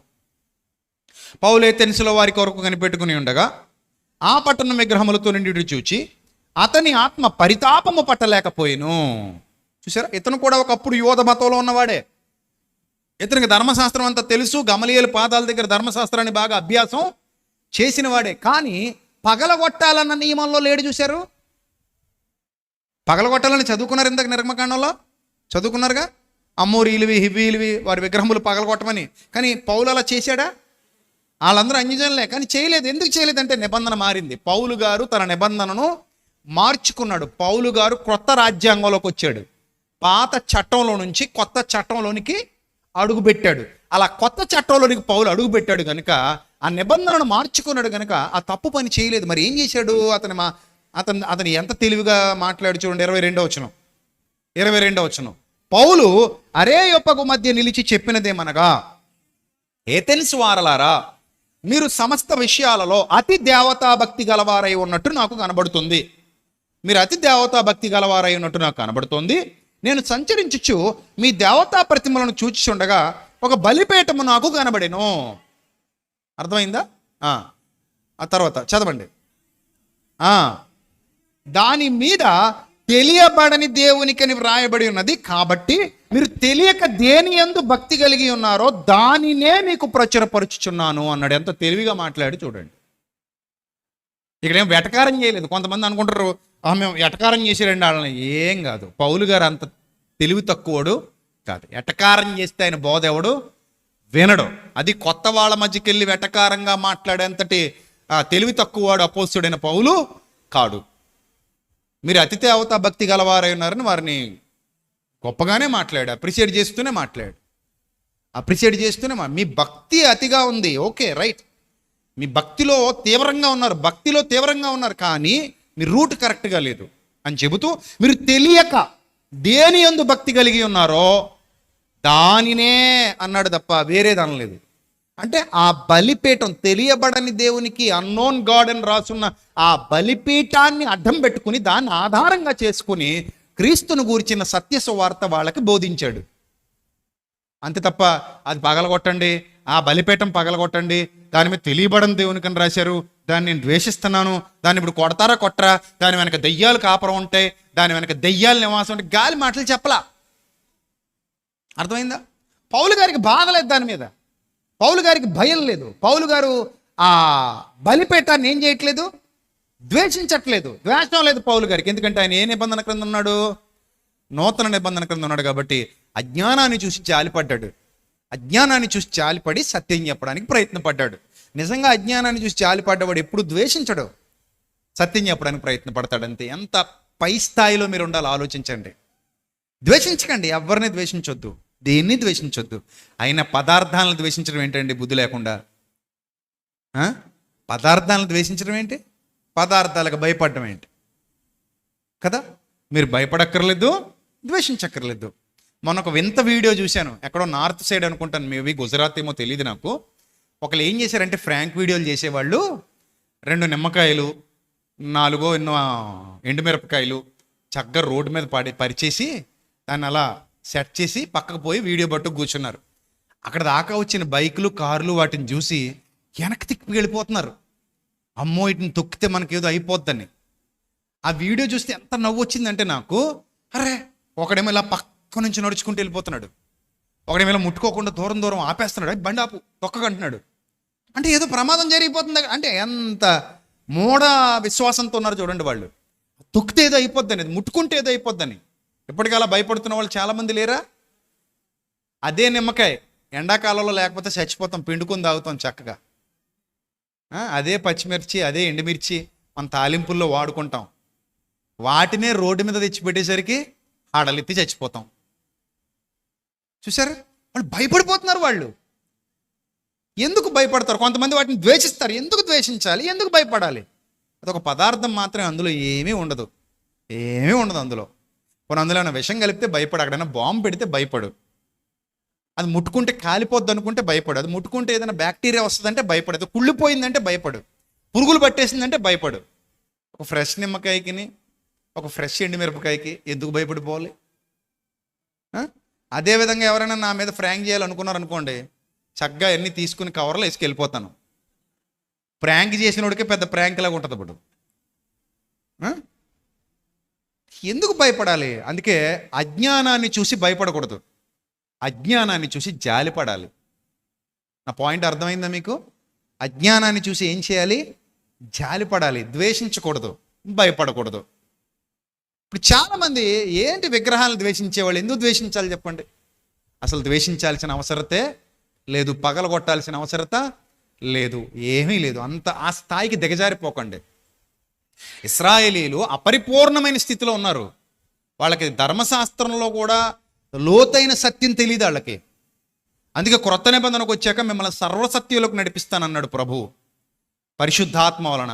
ఇప్పుడు పౌలు భక్తుడు సర్వసత్యంలోకి వెళ్ళాడు కాబట్టి ద్వేషించలేదు, పగలగొట్టమని చెప్పలేదు, పగలగొట్టలేదు. ఆయన ఏం చేశాడంటే, మీరు తెలియక దేని యందు భక్తి కలిగి ఉన్నారో దానినే నేను మీకు ప్రచురపరుస్తున్నాను. ఇందులో ఏమీ లేదు నాయన, ఇది తెలియబడని దేవునికి మీరు కట్టుకున్న సాధారణ బలిపేట, ఇది ఒక పదార్థం. ఇది ఈ పదార్థంలో ఏమీ ఉండదు, ఈ పదార్థం మిమ్మల్ని రక్షించలేదు, ఈ పదార్థానికి జీవం లేదు. జీవం లేని పదార్థం జీవం కలిగిన మనుషుల్ని ఎలా రక్షిస్తుంది? సో కాబట్టి దేవుణ్ణి ఆరాధించే క్రమం ఇది కాదు అని సత్యాన్ని బోధించాడు తప్ప ద్వేషంతో వాళ్ళను దూరం చేసుకోలేదు, ద్వేషం వాళ్ళకు నూరి పొయ్యలేదు. ఈ జ్ఞానం వివేకం మీ అందరికీ ఉండాలి. ఇప్పుడు ఎఫెసు పత్రికకి వెళ్తే ఇశ్రాయేలీలకి అన్యజనులకి, అంటే ఈ ఎఫెసు పట్టణంలో ఉన్న వాళ్ళందరూ, నేను ముగింపులోకి వెళ్తున్నాను, ఎఫెసు పట్టణంలో ఉన్న వాళ్ళందరూ అన్యుల్లో నుండి రక్షింపబడిన వారు. ఎఫెసు ప్రాంతం అంటే అన్యజనుల ప్రాంతం. ఈ అన్యులలో నుండి రక్షింపబడినటువంటి ఎఫెసీలకు సత్యం చెబుతూ 2వ అధ్యాయం 11వ వచనంలో ఏమని చెప్తున్నాడు చూడండి, చదవండి అదంతా కూడా. చివరిగా 2:11 ముగించుకుందాం. 2:11 కాబట్టి మునుపు శరీర విషయంలో అన్యజనులై ఉండి, ఏమై ఉన్నారంటే శరీర విషయంలో వీళ్ళందరూ మునుపు అన్యజనులు, జెంటైల్స్ అంటాడు, అన్యజనులై ఉండి శరీరమందు చేతితో చేయబడిన సున్నతి గలవారు అనబడిన వారి చేత, అంటే ఇశ్రాయేలీల చేత సున్నతి లేని వారు అనబడినటువంటి మీరు. అప్పుడు దావీదు కూడా ఈ డైలాగ్ వాడతాడు. ఎవరి విషయంలో? గొలియాతు విషయంలో. ఏమంటాడు? ఫిలిస్తీయుడు కదా అతను, సున్నతి లేని ఫిలిస్తీయుడు అంటాడు. అనబడిన మీరు అంటున్నారు కదా ఇక్కడ చూడండి. అంటే ధర్మశాస్త్రానికి కట్టుబడిన వారు ఏమనేవారట ఇతరుల్ని? మేము సున్నతి పొందిన వారము, మీరు సున్నతి లేనివారు అనేవారట. ఇదే విషయాన్ని పౌలు అన్యజనులకు చెప్తున్నాడు పత్రిక రాస్తూ. సున్నతి పొందిన వారి చేత సున్నతి లేనివారు అనబడినటువంటి మీరు ఆ కాలమందు ఇశ్రాయేలుతో సహపౌరులు కాక ఏ కాలమందు? ఏ కాలమందు? సరిగా వినాలి. ఏ కాలమందు?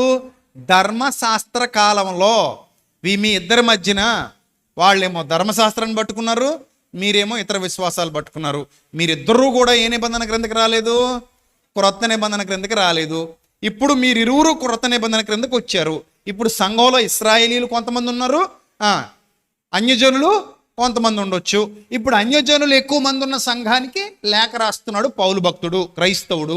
ఇతడు రాస్తూ ఏమంటున్నాడంటే, ఇశ్రాయేలుతో ఆ కాలమందు సహపౌరులు కాక పరదేశులుగా, వాగ్దానము నిబంధన లేని పరజనులుగా, నిరీక్షణ లేని వారుగా, లోకమందు దేవుడు లేని వారునయుండి క్రీస్తుకు దూరస్తులై ఉంటిరని మీరు జ్ఞాపకం చేసుకోండి. అయినను మునుపు దూరస్తులైన మీరు ఇప్పుడు క్రీస్తు యేసునందు క్రీస్తు రక్తం వల్ల సమీపస్తులై ఉన్నారు. ఆయన మన సమాధానమై ఉండి మీకు మాకు అన్నాడు. ఇదేంటిది మీకు మాకు అన్నాడు అంటే వీళ్ళిద్దరు ఒకటి కాదా? అంటే క్రీస్తులో ఇద్దరు ఒకటే, కానీ వాళ్ళ గత చరిత్రను బట్టి ఇద్దరు ఒకటి కాదు. గత చరిత్రలో పౌలు ఎవరు? యూదుడు, ఇశ్రాయేలీలో జన్మించిన వాడు, ధర్మశాస్త్ర నిష్ణాతుడు, గమలీయేలు పాదాల దగ్గర కూర్చొని ధర్మశాస్త్రాన్ని అవపాసన పట్టినటువంటి ఒక పరమభక్తుడు, ధర్మశాస్త్ర నిష్ణాతుడు. అర్థమైందా?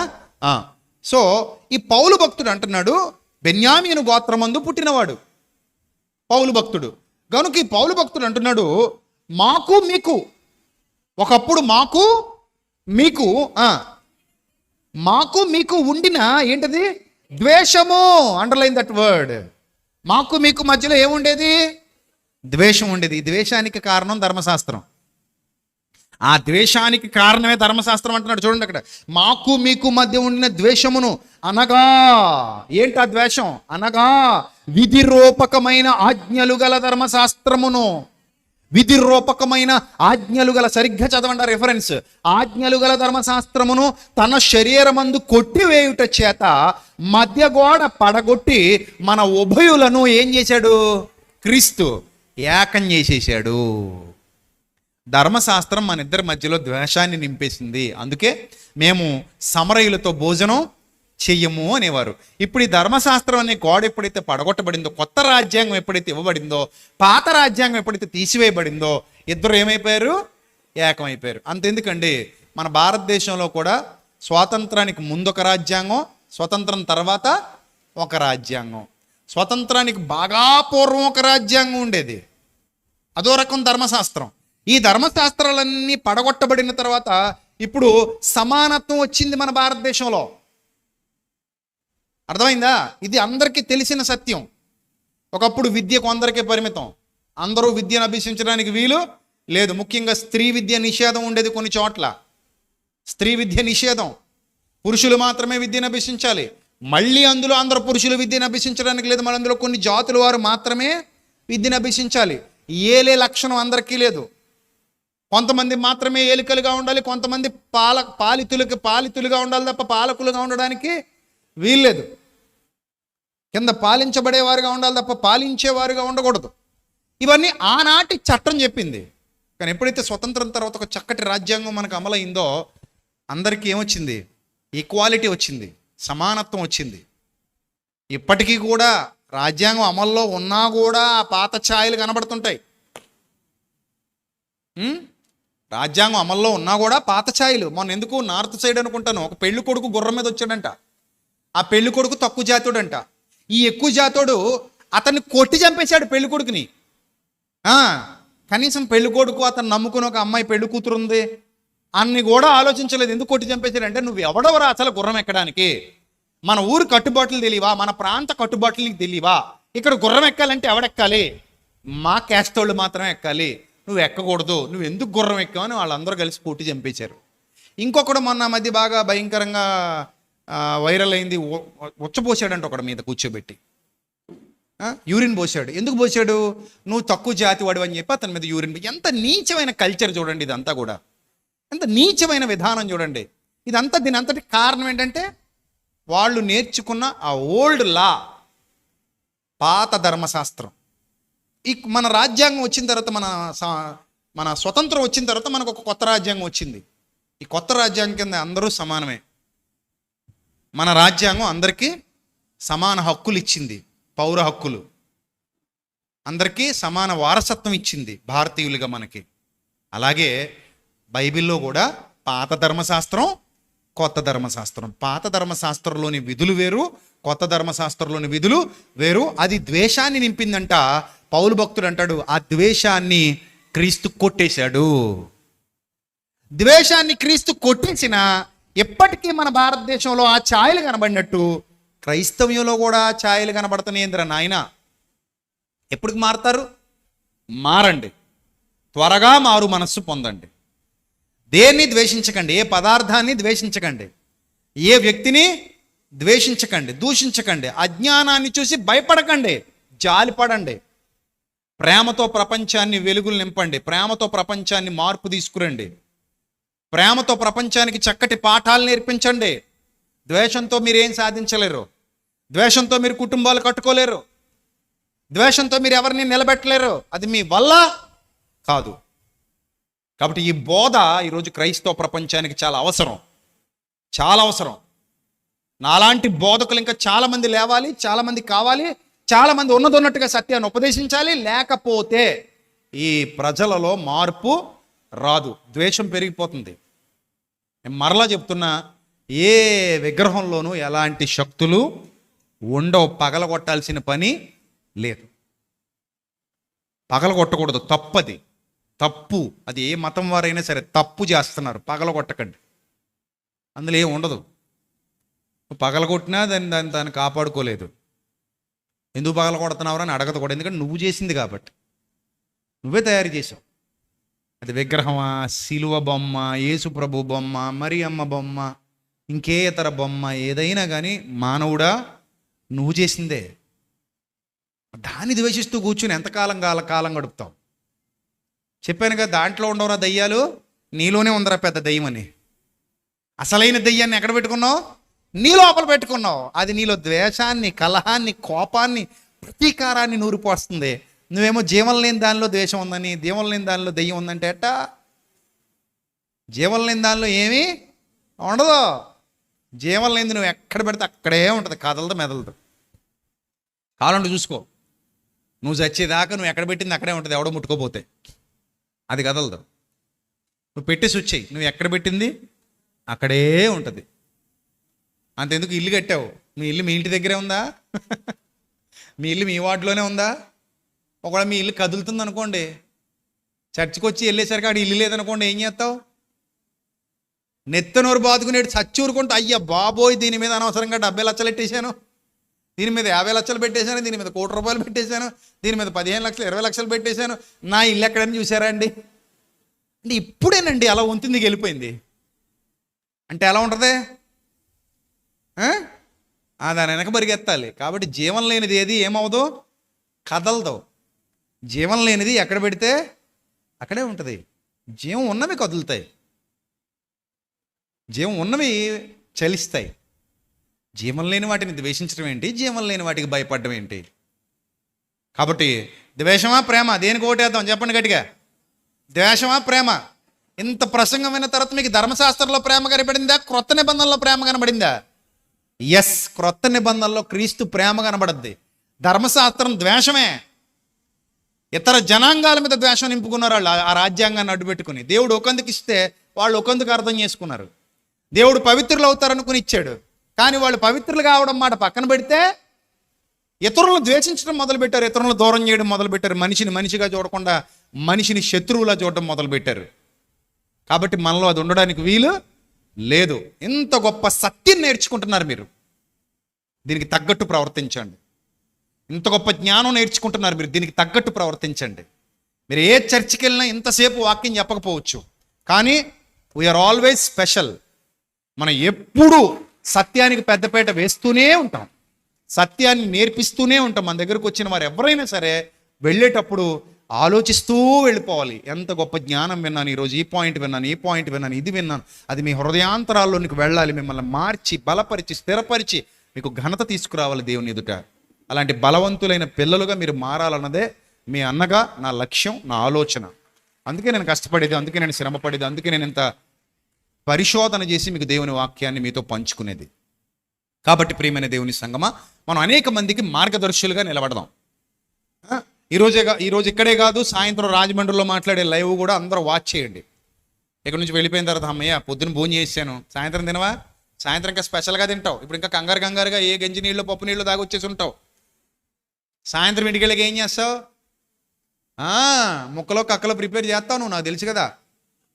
పొద్దున కుదరలేదండి, చర్చికి వెళ్ళాలి కదండి, అందుకని కంగారు అయిపోతుందండి. మరి ఏం చేద్దామండి, 2 ఇడ్లీ తిని బయలుదేరిపోండి. అది కూడా వండుకోలేదండి, హోటల్ దగ్గర తెచ్చి తినేసామండి. సాయంత్రం ఏం చేద్దామండి, పోతా కేజీ పట్టుకుపోతామండి.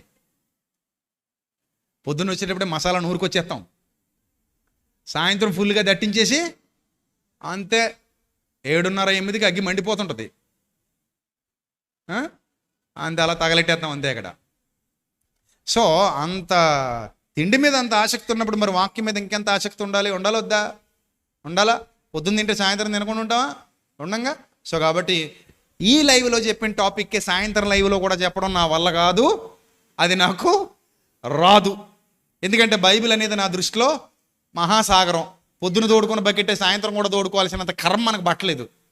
కొన్ని చోట్ల అలాగే ఉంటుంది.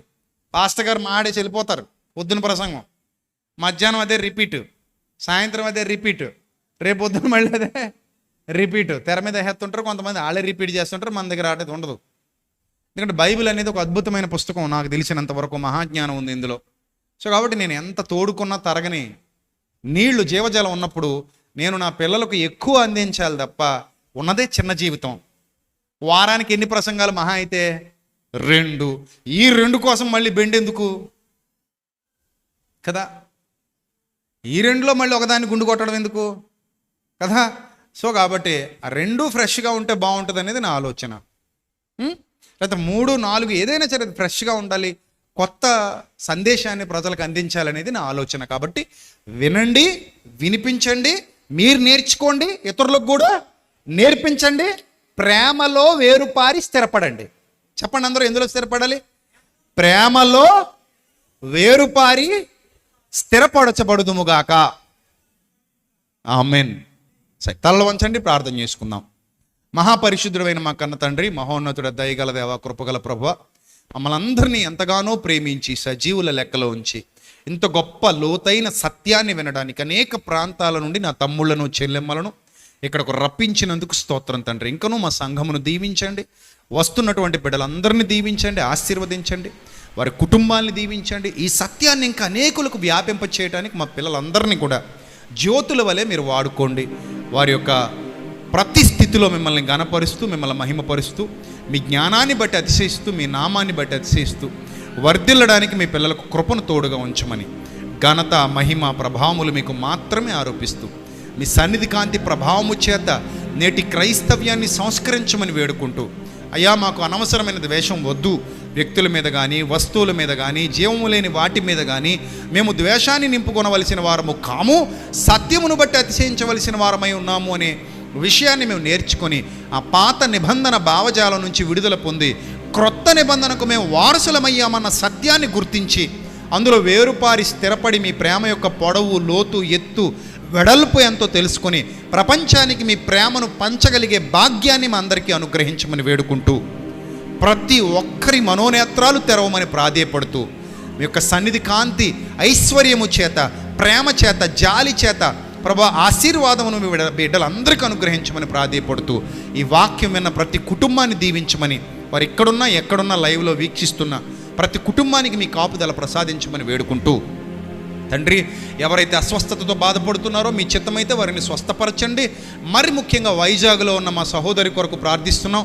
ఆమె క్యాన్సర్ వ్యాధి చేత బాధపడుతున్నారు తండ్రి, ఆమెను స్వస్థపరచండి, సంపూర్ణ శక్తితో నింపండి, బలముతో నింపండి ప్రభువా. ఆమె శరీరంలో ఉన్న ప్రతి వ్యాధి కణాన్ని తొలగించి మీ యొక్క అద్భుతమైన స్వస్థత ఆ బిడ్డకు దయచేసి మీ నీతిని, మీ రాజ్యాన్ని వెతుకుతున్న ఆ కుటుంబానికి గొప్ప మేలు జరిగించమని వేడుకుంటున్నాను తండ్రి. అలాగే ఎవరెవరైతే ప్రభువా వ్యాధి బాధలలో, శోధనలలో ఉన్నవారు ఈ యొక్క వాక్యాన్ని విన్న తర్వాత ఈ ప్రార్థనలో పాల్గొంటున్నారో వారు మీ నీతిని, రాజ్యాన్ని వెతుకుతున్న క్రమంలో తండ్రి మీ కృప కాపుదల బిడ్డలందరికీ అనుగ్రహించమని, మీ చిత్తం యొక్క సంపూర్ణతలో మీ బిడ్డలు నిలువబెట్టి స్వస్థపరిచి శక్తినిచ్చి, ముఖ్యంగా ఆత్మీయ బలాన్ని, ఆత్మీయ అనుగ్రహ ఐశ్వర్యాన్ని దయచేయమని, మరి ముఖ్యంగా మేము తలపెట్టిన ప్రతి కార్యాన్ని ఉన్నతంగా జరిగించి మా ప్రభా, మా మినిస్ట్రీకి ప్రభా మీ తోడ్పాటును అందించి మీ పిల్లలందరినీ బలపరిచి, ఎవరైతే సహకారులుగా నిలబడి ఈ సేవా కార్యక్రమాల్లో పాలిభాగం తీసుకుంటున్నారో వారందరినీ కూడా దీవించి, వారి ప్రతి ప్రయత్నాన్ని ఆశీర్వదించి ప్రభా వారు ఇస్తున్న ప్రతిదానికి రెట్టింపు ప్రతిఫలాన్ని దయచేయమని,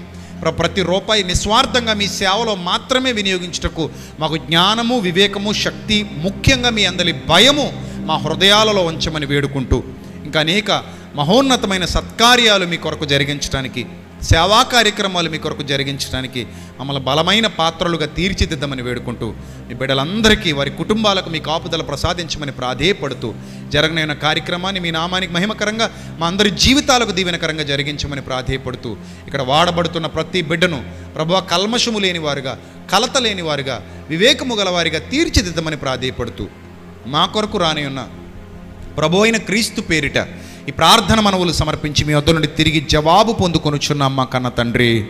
ఆమెన్. అందరికీ వందనాలు. May Lord bless you all, love you all.